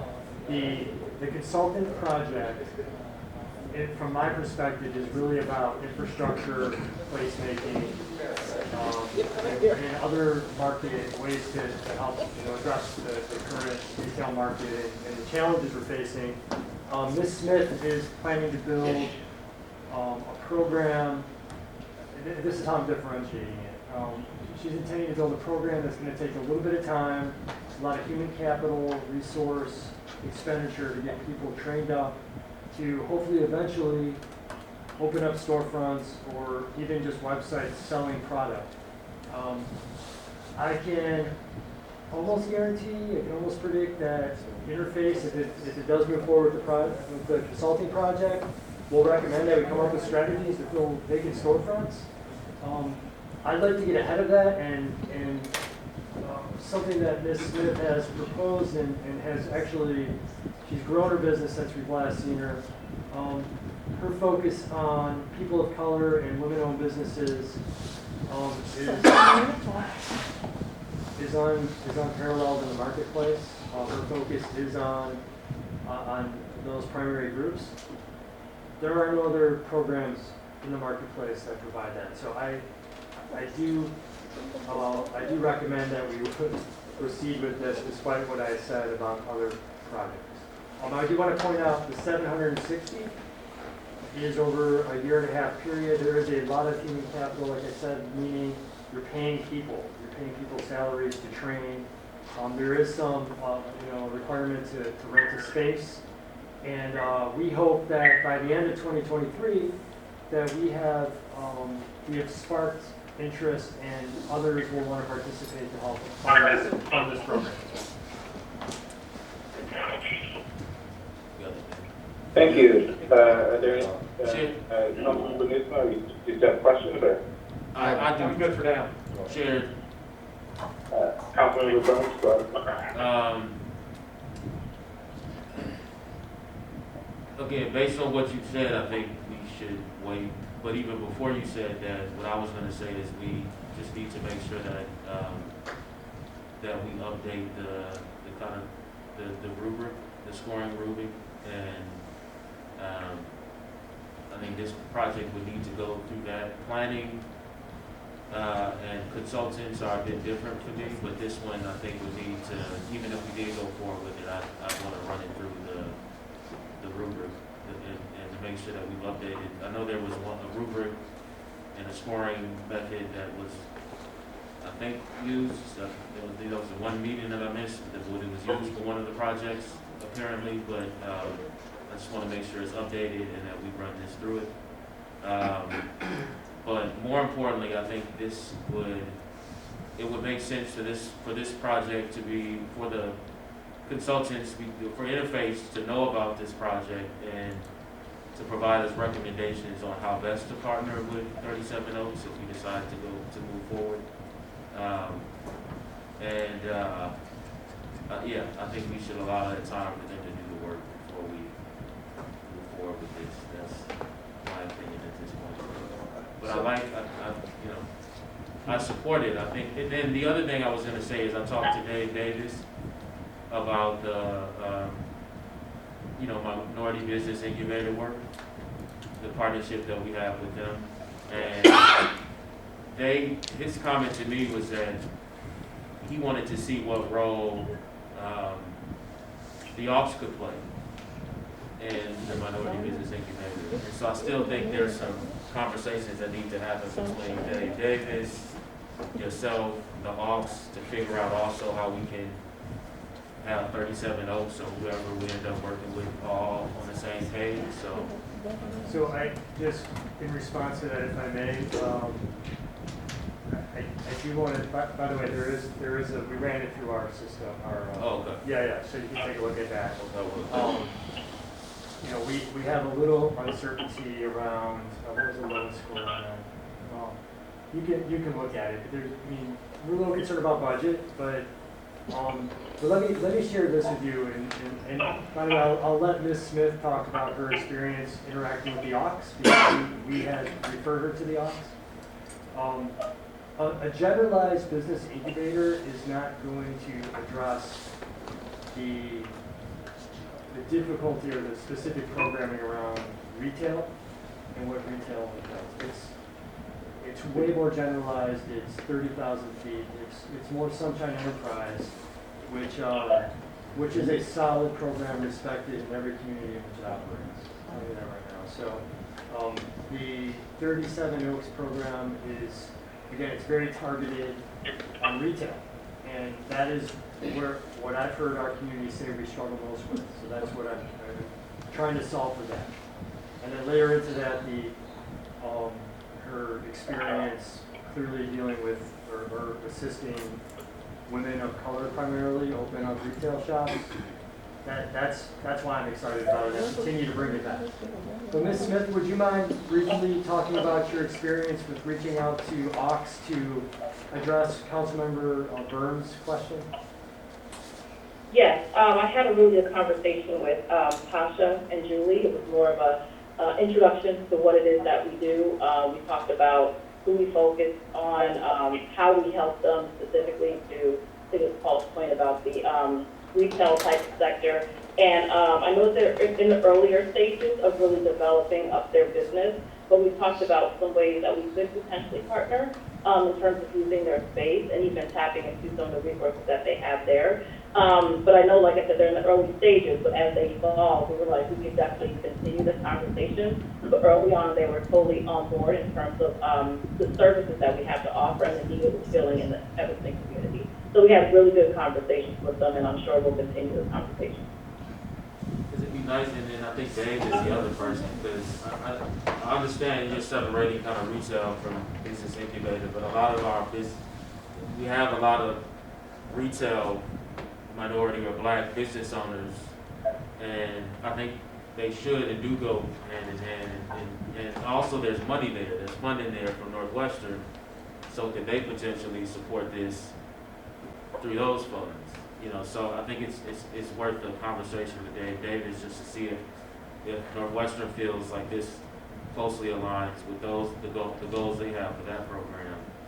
And I don't know if you've had any conversations with him about it. I have not linked Turan to Dave Davis, so I would take those marching orders as soon as I can tomorrow to get the ball rolling on that, if that's what I'm directed to do tonight. And then what I'll also bring up in terms of the scoring, with HCDC and the Economic Development Committee can do it differently. I think where we're headed, well, we still need to get this approved, but I talked to Sarah about this, but I'm gonna recommend is that the committee score, and then those scores are average, basically. So we don't have to do that in the Economic Development Committee, it's up to this body, as it will be for the HCDC, but that's what we're doing, just to make sure everybody on the committee has a voice. Or so you do your own scoring of proposals? Yeah, everybody would do their own scoring after reviewing the details. I think we'd average it out. So, and that's not approved yet, but that's what we're bringing back to the next committee meeting, and we'll see if they support it.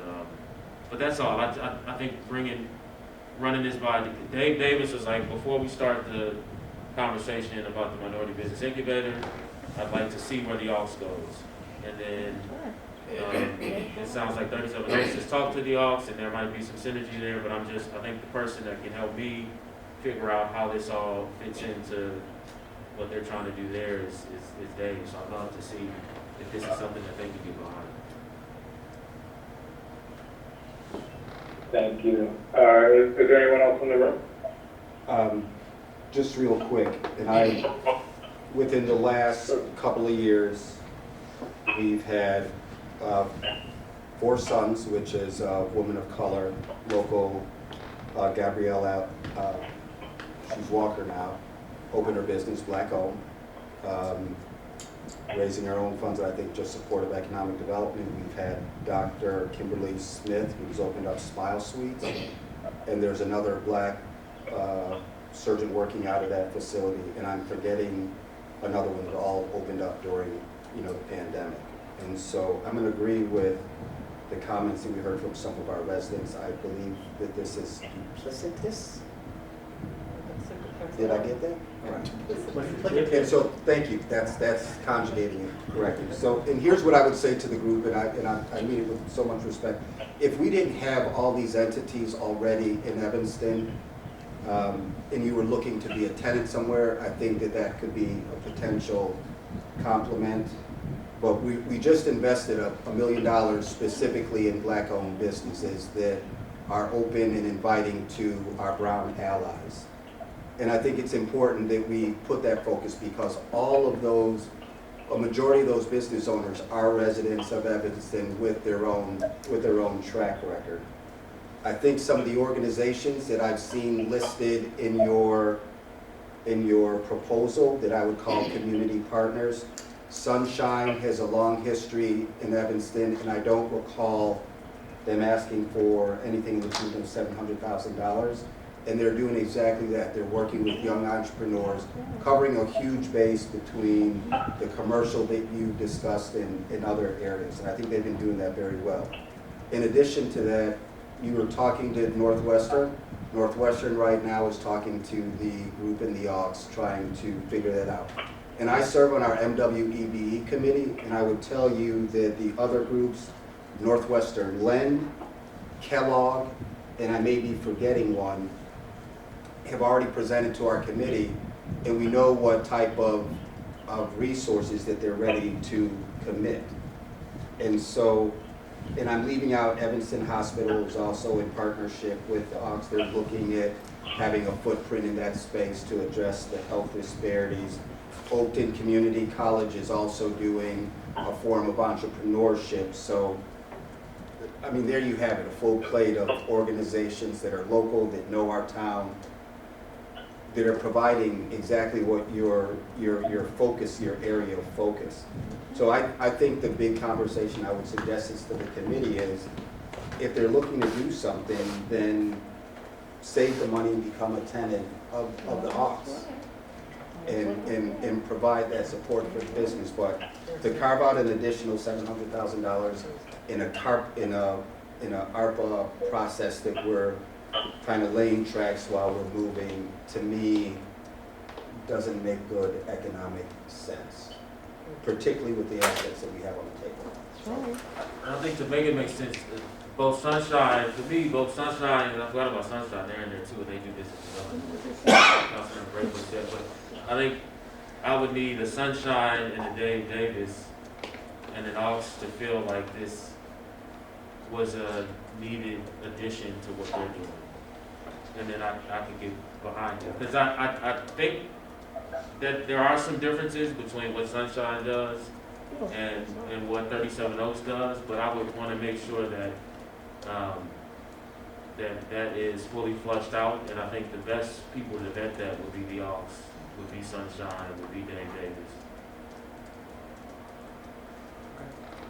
And then maybe the scope changes. Maybe there's an area where 37 Oaks can work on. But I think it should complement Sunshine Enterprise and the Aux. It just feels like that's a good place where things are happening, these type of things, conversations are happening. Yeah. All right, I'll work with Ms. Smith to see if there's another opportunity to work with her outside of city funding, and because I'm not hearing any support for this tonight, obviously. So I think we have to vote on it. Okay. Yeah, that's where I was going to go next. One, I'll just say that I do think this is slightly different than the ARC and some of the other programs. So I'm interested to see this in the future. But I do also agree that we should.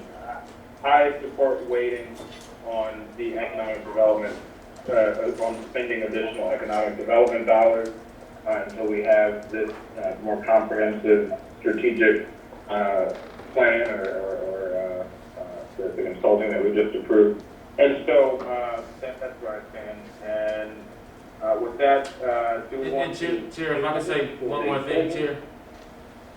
Well, first let me ask this, are we looking to, maybe table this with a certain, or do we want to, Just vote. No. vote on the motion as before? I think everybody is saying to vote. I wouldn't mind tabling Okay. it. I don't know if we have to table it in this committee till a date certain, but No, they just need to have to come back. if it can come back later, if we vote no tonight, it can still come back later. Right? Even if we vote no, it's a version of it. Yes, this version is not coming back. Right, Okay. exactly. But before we do that, I wanted to say, I can't speak for everybody, but it sounds like Newsmill might be closer to where I am. Again, knowing what they do, I think there is an area that, and I don't know what the feedback is, but I think there's an area that they specialize in and the others don't. I'm just not clear that that's been carved out in this proposal. And so again, if you work with, what I'm encouraging to do is work with 37 Oaks and the Oaks and Sunshine to really figure out what that is and then bring that to us. And I think you get a much better reception. And it may not, the proposal may change some. So I just. No, I think again, I'll say marching orders are clear. I know Tarand is, she's tenacious and she'll figure out a way to make this happen. I think this service that she'll provide to this community is going to be a little different than what our other partners are doing. We'll have a comprehensive incubator strategy in Evanston. We'll find another way to do it. And it's the difference, it's immersive, right? Like there's a real place where things are happening, where things can be piloted in real time with real customers. That's not what Sunshine does as far as I understand. So there's a difference here. I just think we need a bit more time to work out. So I'm not giving up on 37 Oaks, but I am what I'm saying is we will find a different way to make the project happen with other partners or other ways to make it happen. So it's clear that using ARPA or any city funds, this is our third time in it, so I'm not going to put Ms. Smith in front of the committee again unless there's a significantly different way to fund it. And I think we'll get there. I think we've learned tonight ways that we could be successful, and we'll do that. So thank you, I appreciate it. All right, Yeah, and I'll throw in one last thing, that I do think if this is to come back, whether it's with some other funding program, I'd really like to see how we support folks, or how the program supports folks after they finish and what the rates of, how are we ensuring that folks who finish this program are actually in a position to open up shops and actual retail locations here in Evanston. Okay, with that, we'll do a voice vote. All those in favor say aye. All those opposed say no. No. Any abstentions? The noes have it, and the item does not move forward. Okay, that brings us to our final two items for discussion. And the first item is the shared kitchen proposal. Apologies, here we are. City financial support for creation of the shared commercial kitchen. I have a motion for that.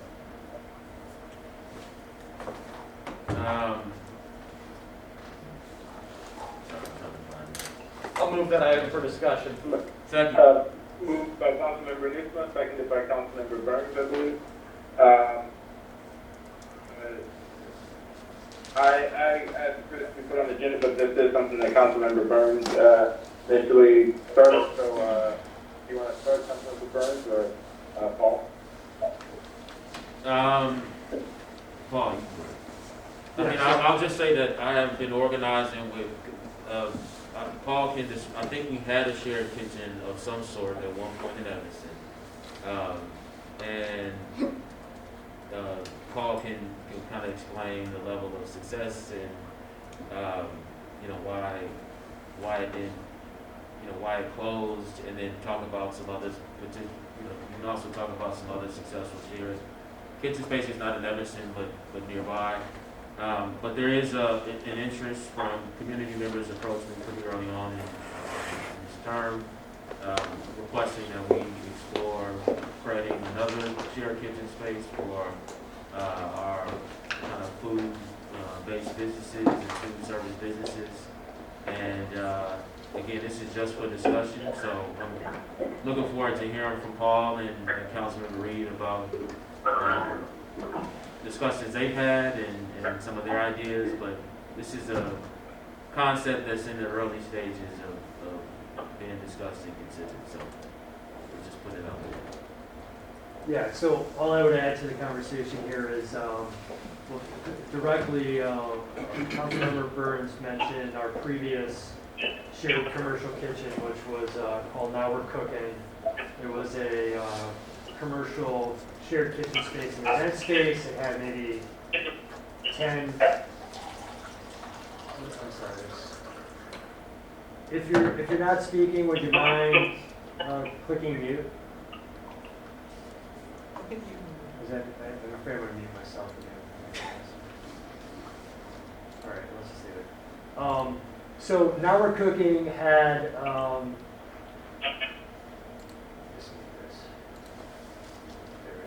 so Now We're Cooking had a incubator manager. Her name was Natalie Schmulik. She was from Toronto. She went to Chicago. She was hired away after a couple of years with us. In fact, I don't know if you remember Councilmember Braithwaite, but we had funded a share, like an incubator program for a couple of years for food startups. That funding went to support her salary. She ran the program for a few years. The property owner basically had some health concerns, wasn't able to manage the business, and ended up selling the building to Soul and Smoke owners, Heather and Deandra. So it all worked out well in the end. Natalie went to Chicago. She's running a massive food incubator that has a ton of support from some commercial food businesses and all like Kraft and others. She has offered to not necessarily consult, but give us some advice on how to get one started in Evanston. We talked about, and the name of it I can't remember. It's on Garfield. It's in Garfield Park. I'll think of it in a minute. I had paid a visit with a former alderman to learn more about it.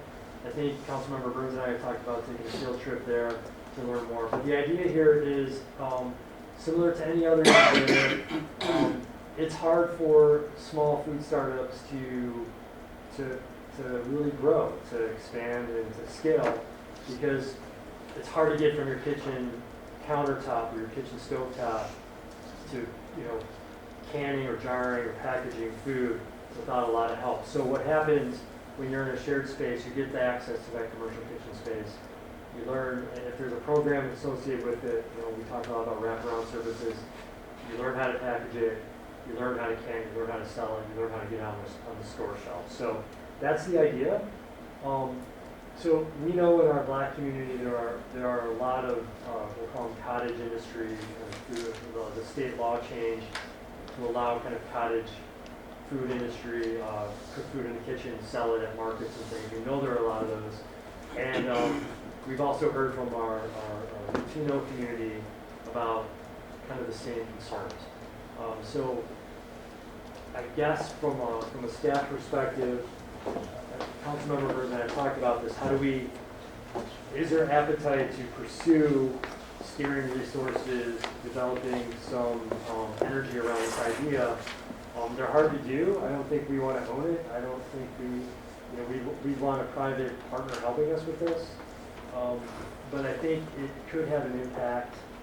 Maybe the next step is to do, summer's coming up, we could hire, or not necessarily hire, but bring on a staff intern to do a really strong research study that could help us figure this out. There are a number of ways we can go about this. Space is critical. You need a large space, probably 10,000 square feet, just to fit all that stuff in there. Black iron is expensive. We've all talked about this in previous discussions. So I'll punt it back. Councilmember Burns or Councilmember Reed? Thank you. I have a hand here from Councilmember Webb. Yes, thank you, Chair Reed. I I've been on this committee when we had Now We're Cooking in Evanston, and it launched a number of very successful businesses in Evanston. It did provide, as Paul just described, a commercial kitchen that when people are making food at home, they get to a point when they really do need that next step. They also need to understand packaging. They need to understand how you approach different markets to get into the market. And Now We're Cooking did that. And we have a number of businesses in Evanston that I know started out there, and certainly we've had businesses at our farmers market that started out at Now We're Cooking. So I think this is worth pursuing. And this is the type of thing, the business that we do see happening in owner-operators operating out of their own kitchen, and they do need to have some support and be able to move to a commercial kitchen when they reach a certain size in order to be successful. So I think this is worth pursuing and definitely worth trying to find someone, doing some more exploration on this call, because there's a need. I mean, I've talked to people who, personally, who've thought about starting some type of small food manufacturing in their own home and wondered about whether we had a commercial kitchen in Evanston. So I think this is something that would help a lot of our home businesses. Thank you. I remember the name of the business in Chicago. It's really well known. It's called The Hatchery. And the website, oh, yeah. Their website is thehatcherychicago.org.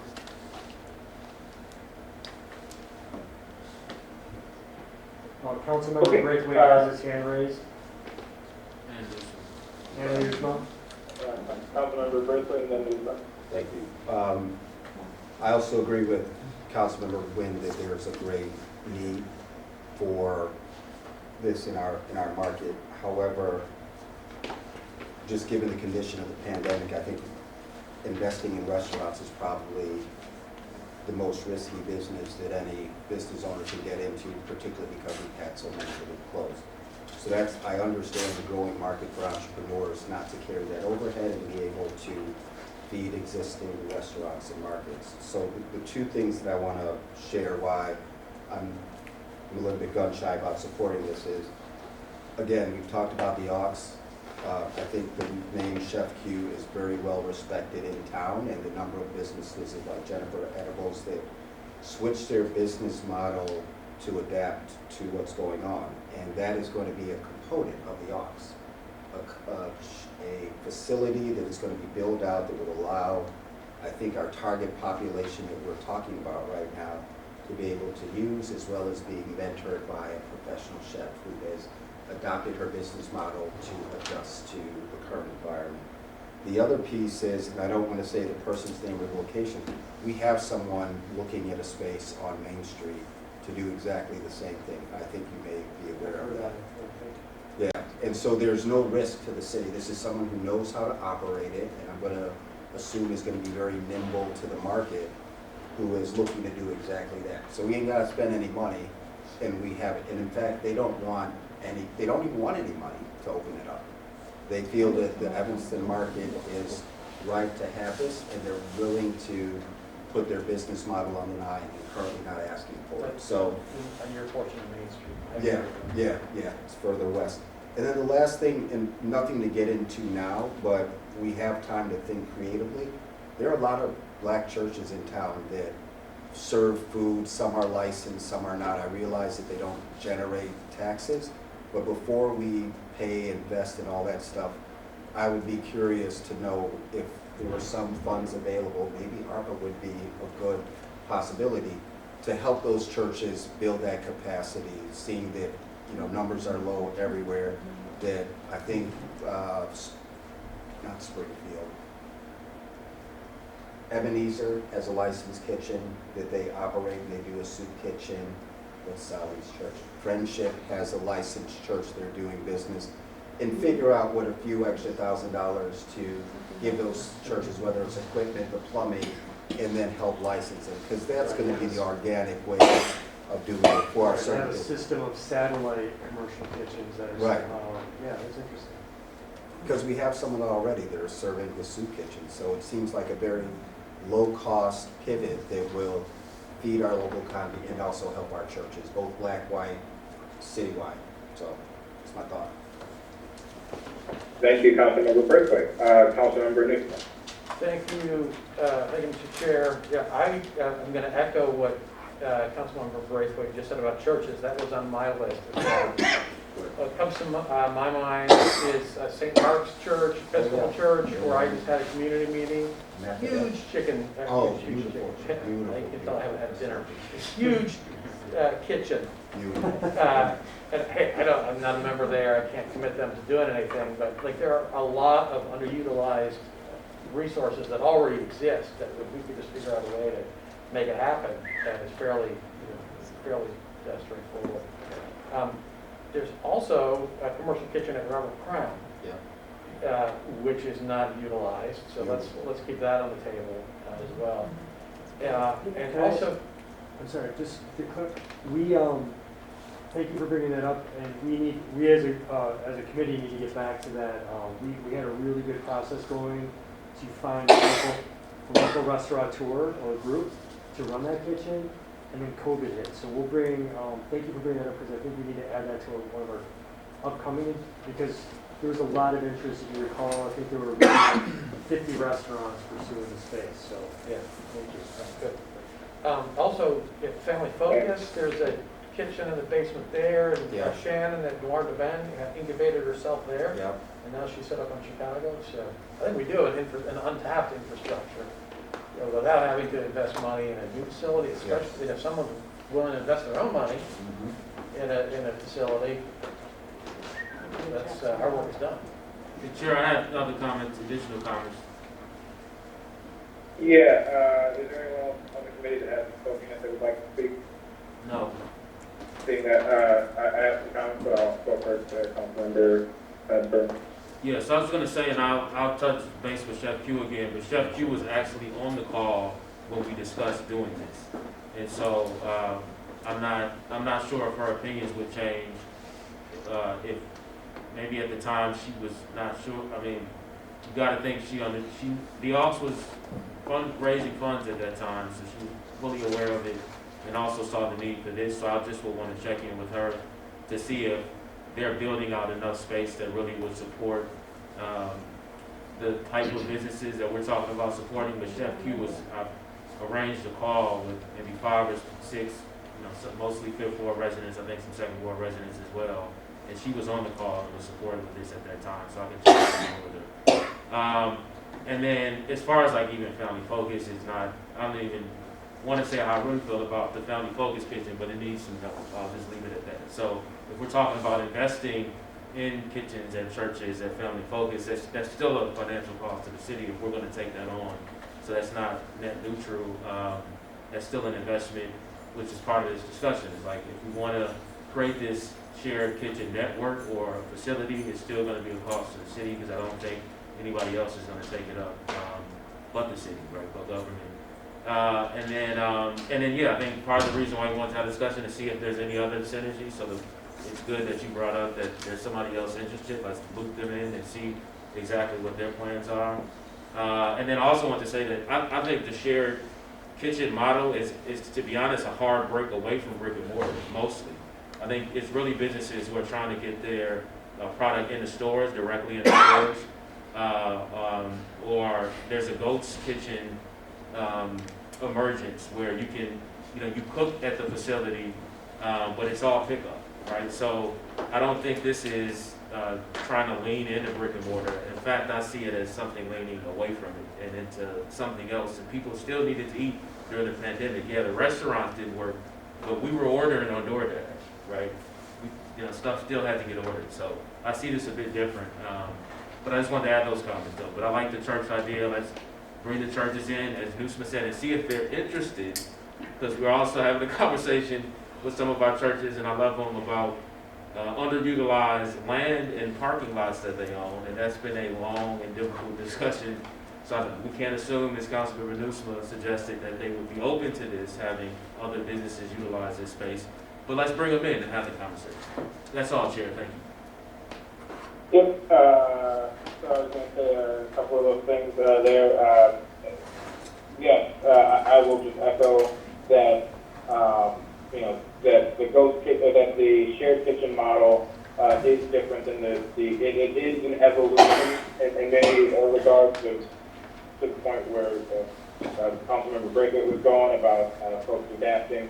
I think the shared kitchen model is an evolution, particularly with the new takeout-only model that has shown to be quite successful recently, using third-party delivery apps and there's a low startup cost. And so I agree with that.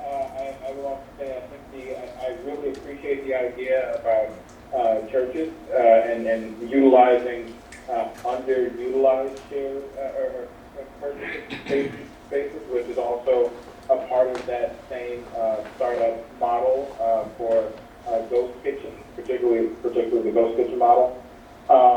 And then, for example, Evanston actually already is a group of, I haven't ordered from there yet, but I recently saw a new business that a group of Northwestern students started. They're doing something, I think it's like a chicken and waffle type thing. They're operating out of the basement of Ebenezer Church on weekends. And I forget the name, but I read about it, thought it was a neat idea, and thought that they were following the ghost kitchen model to the T, and they were likely students at Kellogg Business School and putting their studies to practice. Yeah, I want to just speak to this issue that we've just been talking about, of these vast resources that we have in our churches that have declining congregation sizes. So several years ago, before most of you were on the council, there is a not-for-profit, Paul will probably remember the name of it, I think they're called Sacred Spaces. Actually, they did a survey of churches in Evanston, of churches and religious organizations in Evanston, to work with the churches and various not-for-profit groups, or possibly for-profit groups, to try and pair them to match some of the things that we have in our churches, resources in our churches, with some of these, like, for instance, arts groups, because I'm sure many of you, we've all seen that there are, some of our churches have these, not only these commercial kitchens, but they actually have stages in them and places where you could rehearse a play, or a place where you could build scenery, or a place where you could have musical practices. And so I will ask the city manager to produce that. We had an intern who worked on this, so a number of summers ago, that did an inventory of these types of sacred places and paired them. The not-for-profit acted as a liaison between the church and various other groups to pair them, to help them negotiate lease arrangements. Because this untapped resources that sit in our community that are kind of invisible, but once we all start talking about them, we realize how many commercial-grade kitchens we all know, and then how many other spaces that we all know that aren't used as they were originally designed to be used. So that's all. I just wanted to raise that issue and highlight that for everyone on the committee. For the record, it was Partners for Sacred Places. Yeah, that's it. Sacred places. I mean, we have basketball courts in some of our churches. And very large spaces that we use for classrooms and all kinds of things, performance spaces, and they're just sitting, waiting unused, and that we need to figure out how to tap into them. May I add one? Thank you, Councilmember Wen. Yes, certainly, Councilmember Kelly. Just a quick thought, as long as we're on that, I'd like to say we have Evanston Township High School right at the cross-section of the 5th and 2nd Ward with incredible amount of wonderful untapped community space on weekends and evenings. I just think at some point we should start considering having talks to see about using some of the spaces there. In every, we have theater, there's gyms that sit empty, hour after hour, day after day, so much. So I think that discussion needs to start soon. Yes, thank you. I think that is certainly a discussion we can have separate of the shared kitchen discussion. Thank you, Councilmember Wen, for bringing in that insight and for directing us to that study. One last thing I'll just want to note before we move on is that I do believe one place that one place where these shared kitchens will also be helpful is with our new food cart and food peddlers permit or license that we are allowing in Chicago. And I think there's a blind spot in our ordinance that I want to fix. Is in Chicago they require anyone applying for their food cart license to have a connection with a commercial kitchen. Currently in our ordinance, it's silent on that. And so this will also help those food cart folks have space to connect with a commercial kitchen. Okay, thank you for the robust discussion and for all of the ideas that were brought there. I think, Paul, you have sufficient direction for us to continue this discussion over the next few months. And so that, if there's nothing further, that brings us to our last discussion item on the agenda this evening, which is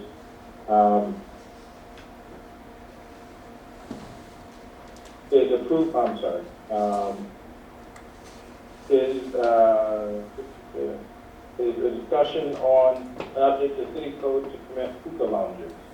May I have a motion on that? So moved. Second. Moved by, was that Councilmember Braithwaite or? Yep, moved by Braithwaite, seconded by Burns. Braithwaite Burns, all right, thank you. So this is a referral that I made a few months ago at the beginning of the year, maybe at the end of last year. There are a number of businesses in the memo. It even states that roughly 10 businesses a year come to the Economic Development Department and ask and inquire about hookah lounges being permitted in the city of Evanston. I'm sure many of the aldermen, I know I have, I think Councilmember Burns and Braithwaite have also had folks reach out to them regarding hookah lounges in the past. Currently, our ordinance does not allow for the operation of hookah lounges. I want to give a bit of context as to why I'm pushing it. I heard earlier in public comment, folks were concerned about the health impact of tobacco, and I am concerned about that. I do not smoke hookah myself. I'm not a tobacco smoker, and so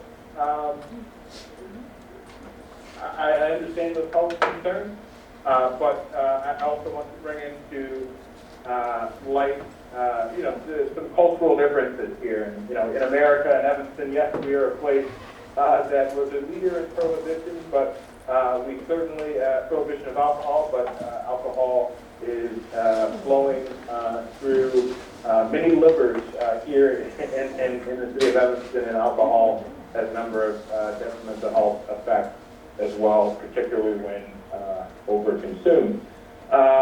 And those are moral implications, and so we decided that we were not going to police the morality of alcohol and have overturned prohibition. And culturally, particularly within the Muslim community, so our Muslim brothers and sisters, it is not permitted by their religion to consume alcohol. And so common cultural practice, whereas in America and maybe more Christian cultures, alcohol is the place, or a bar is where folks gather and have a drink together and communicate and build community. In some Muslim communities, the hookah lounge is the alternative for that. And so with Evanston being a welcoming community, I think we should allow the cultural norms of all of our neighbors to be enjoyed here. Chicago allows hookah lounges. Skokie allows hookah lounges. There is, not only is it there's a cultural argument and welcoming neighbor argument, but also, these are solid businesses that would bring in solid tax revenue as well. So I will leave it there and open it to the committee. I usually have gone last, but since this is my referral, I decided to open it up. Chair, I have a few questions. Sure, Councilmember Burns. So Paul, would this change not only potentially, if approved by council, because I think what's being considered here is it would be a special use, it would require a special use permit. But would this not only permit, if approved by council, hookah lounges, but also cigar lounges as well as cannabis lounges, consumption lounges? Because right now, we don't allow any indoor smoking as far as the current ordinance states, correct? So this would not only prevent hookah if we did something, if we changed it, but it would allow those other lounges as well, correct or no?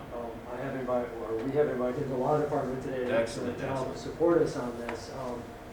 I don't know if you want to weigh in on it before I say anything, but I don't really know from the perspective of the law, but I know that we can draft our ordinance, I think, anywhere we want it to be. It would be its own class, but I don't know what the law department is. That's correct. You would make it as specific and restrictive as you wish. It's not open-ended, so if you allow one, it doesn't automatically equate to everything. Okay. So you can make it as restrictive as you wish. Okay.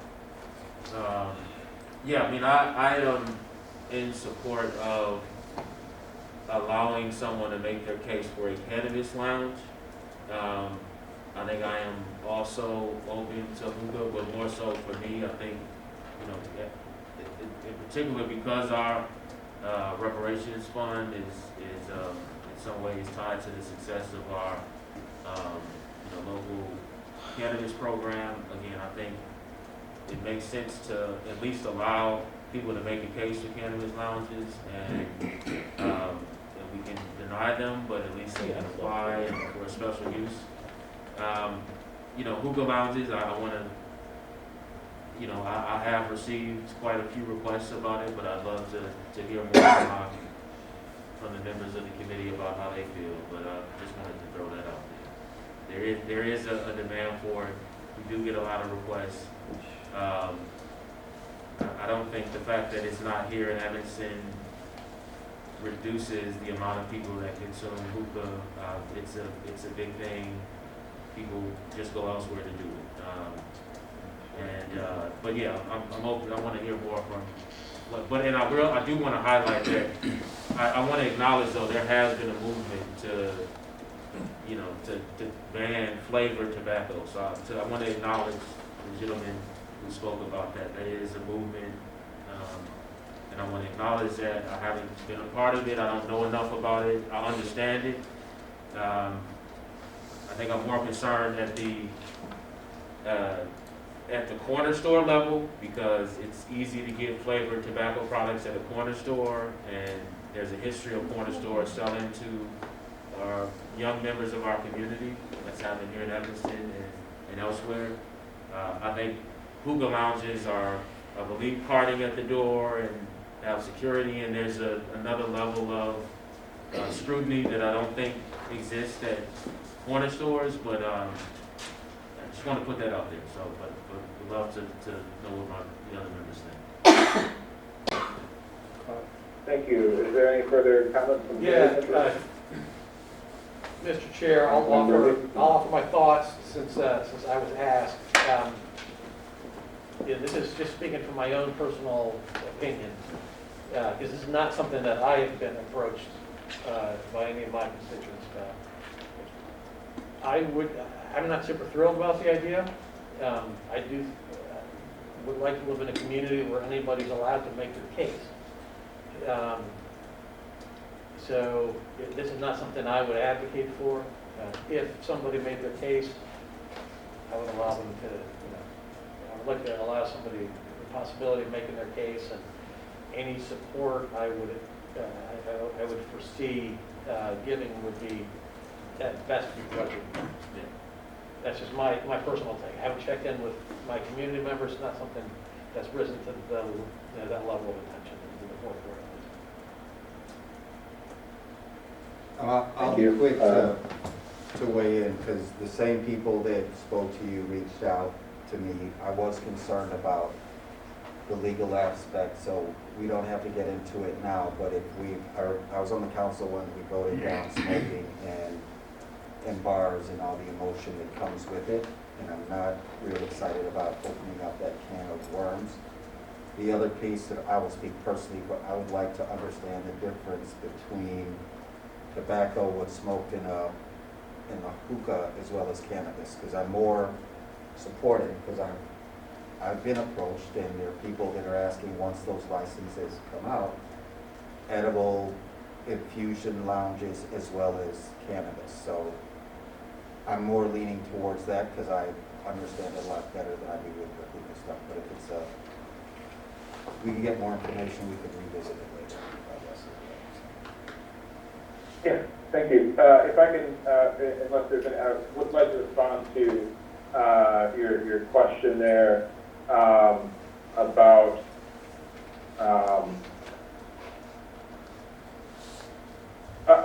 you referenced passing the ordinance previously that banned smoking in bars, and I was not on the council then, and I was likely too young to even buy any kind of thing to smoke at that time as well. I think that was maybe 2011 or maybe earlier than that.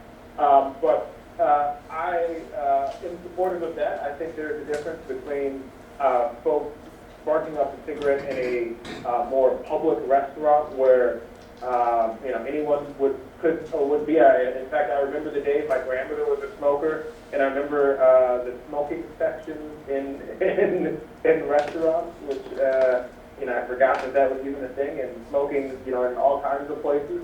And I'm certainly glad those days are over. But I do think there is something slightly different about a place that is specifically designated for smoking. You're not entering a hookah lounge or a cannabis consumption lounge.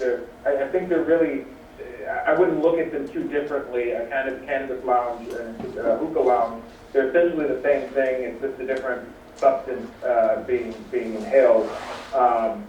But again, there's specific requirements. I think it was mentioned here that there is an independent ventilation system. So if you're let's say you're in a building that has multiple units, you're not having that smoke travel into other units. And in fact, other folks, it's being ventilated, safely and reducing the hazard. And it's only, of course, the smoke that is inside the lounge where folks willingly enter because they are seeking to engage in that activity.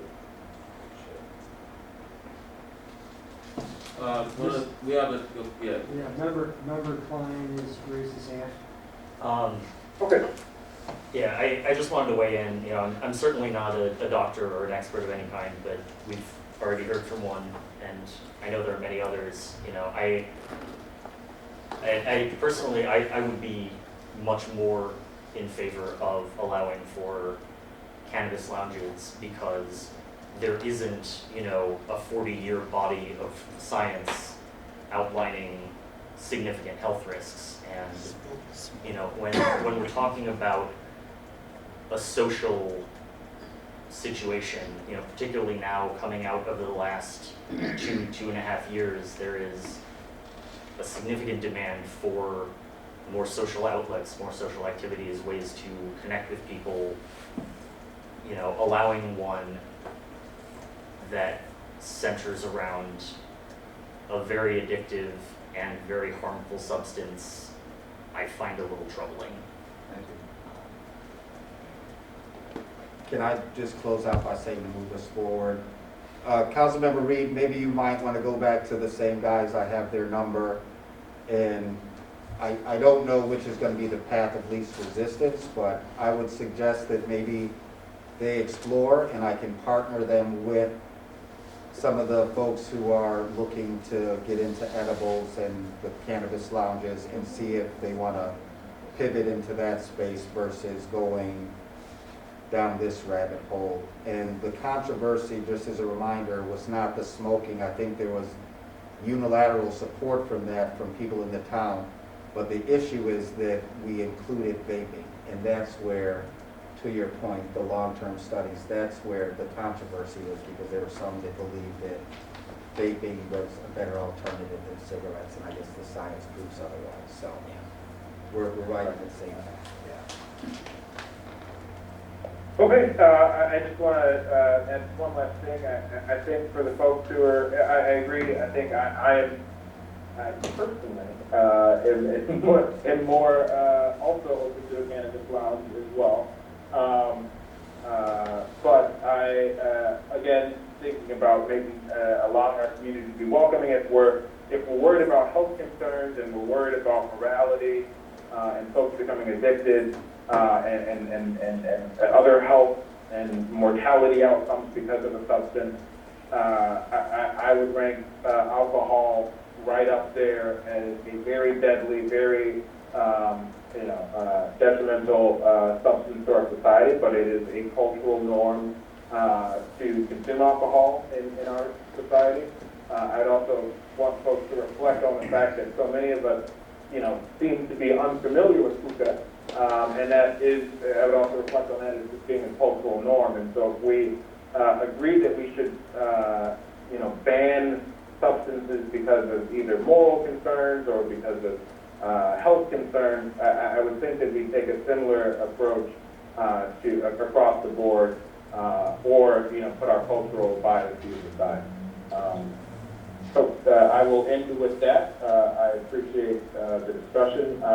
I don't know if there's direction. I guess I just do want to clarify if there is direction. I guess I'm sensing that folks are not supportive of a hookah lounge, but maybe supportive of a cannabis lounge. And so is the direction to instruct staff, and I will gladly put in the cannabis referral, to come back with a proposal allowing consumption of cannabis in, the smoking lounge that would allow cannabis. And then particularly directing those that resonate towards operations as well. Yes, that's how I feel, yes. I can't speak for everybody else, but. Or silence is consent. Maybe you are speaking for everyone else. I think that's a topic for another discussion. I think so too. Well, that's what we're talking about. Yeah. In the same way this appeared as a discussion, I think there's enough support for that to appear for discussion as well.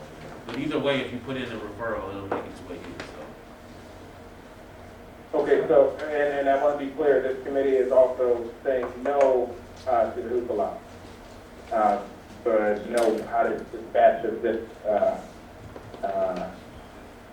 I still support this. I'd like this to come forward. I would like, particularly as we're ending Ramadan, I'd like us to make options available for our Muslim brothers and sisters who want to find community, albeit in hookah or something that we maybe see as a health concern, and they look it up and let's say they are going to a bar is just as much of a health concern. So I just want to see from the committee, are we willing to allow our neighbors to engage in a cultural activity in our community, or are we going to say no to that?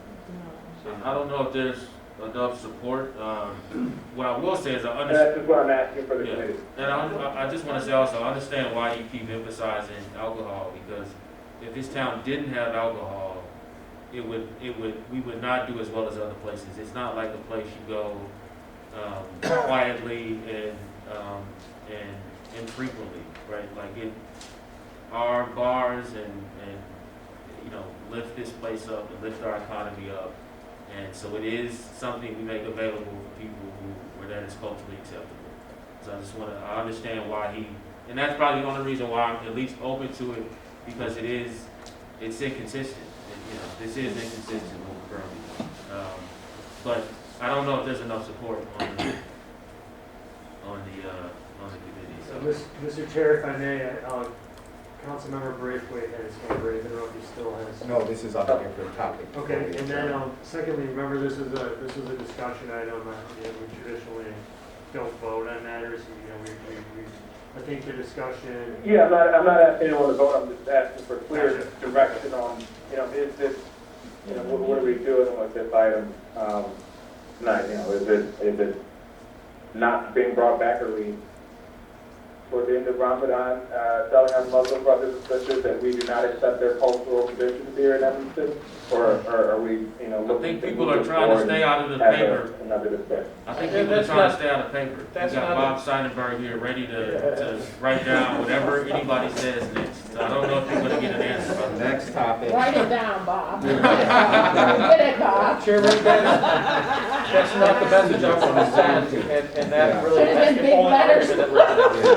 Yeah, we're more. Both Yeah, I mean, place but, letters. and that's why I'm saying, because that is the message. Unfortunately, if we deny this, that's the message that we're sending. We're making a cultural and moral determination on someone else's cultural beliefs, and we're saying that we don't want that here in our community, and we're unwelcoming in that way. Councilmember Warren, I apologize. I'm not in a position to say whether I am making a cultural condemnation of someone or not. I think if someone from the Muslim community came forward and expressed a desire to do this and explained it to the council and other members of the community better, then I might do that. But I have to say, I take offense as you're deciding that if my decision not to pursue this forward is anti-Muslim. So I'm sorry, I'm not saying anti-Muslim. well, if there's Just wanted to interrupt you're telling me I'm not welcoming of Muslim community members. That is not what I'm doing. I'm saying that I don't have enough information to make a decision at this point. The information I do have is that this is the same as tobacco smoking. It's not actually more damaging. And I heard what you said about prohibition. I was on the council when we banned smoking in restaurants. And was part of that entire discussion.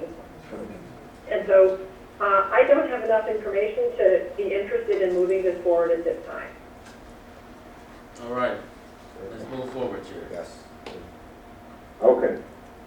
All right, so there's one item on the agenda, and that is the Economic Development Activities Report for 27-22. And I believe folks had an opportunity to look at that. And suppose we, unless there's announcements to be made by our staff, we can just accept it and place it on call.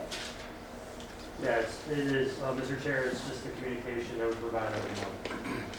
Does not Okay. require action. And then, I'm sorry, and then there is an announcement update to the Economic Development Committee membership. That is going, the referral has been made by the city manager, Paul, and I believe that the updates that we discussed at our last meeting will be moving to council. So, is that an accurate update, Paul?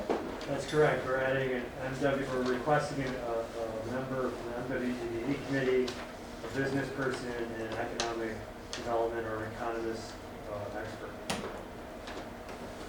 And removing the land use expert.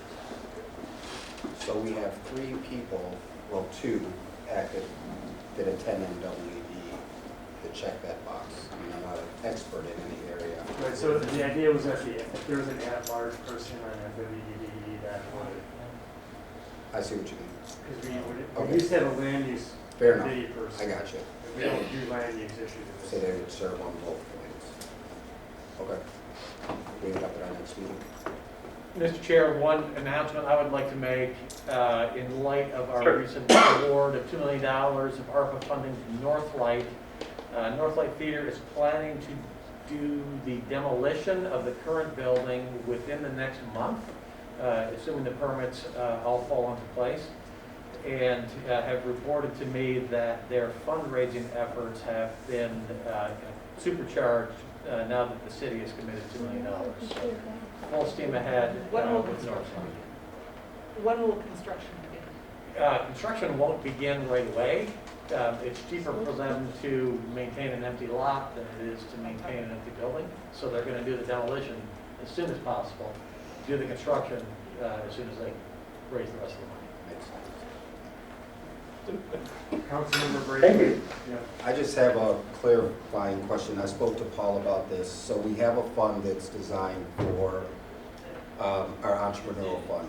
And so within the last month, now that we're in that activity of landscapers. I've received a lot of phone calls from residents that are, I'll just use my own words, I think, misappropriating resources. So we're now getting 911 calls for landscapers who are using gas blowers. And so that's the concern, that it's very targeted to that group, and then again, we have a limited police staff going and chasing now because they have to respond for people who are using the gas blowers.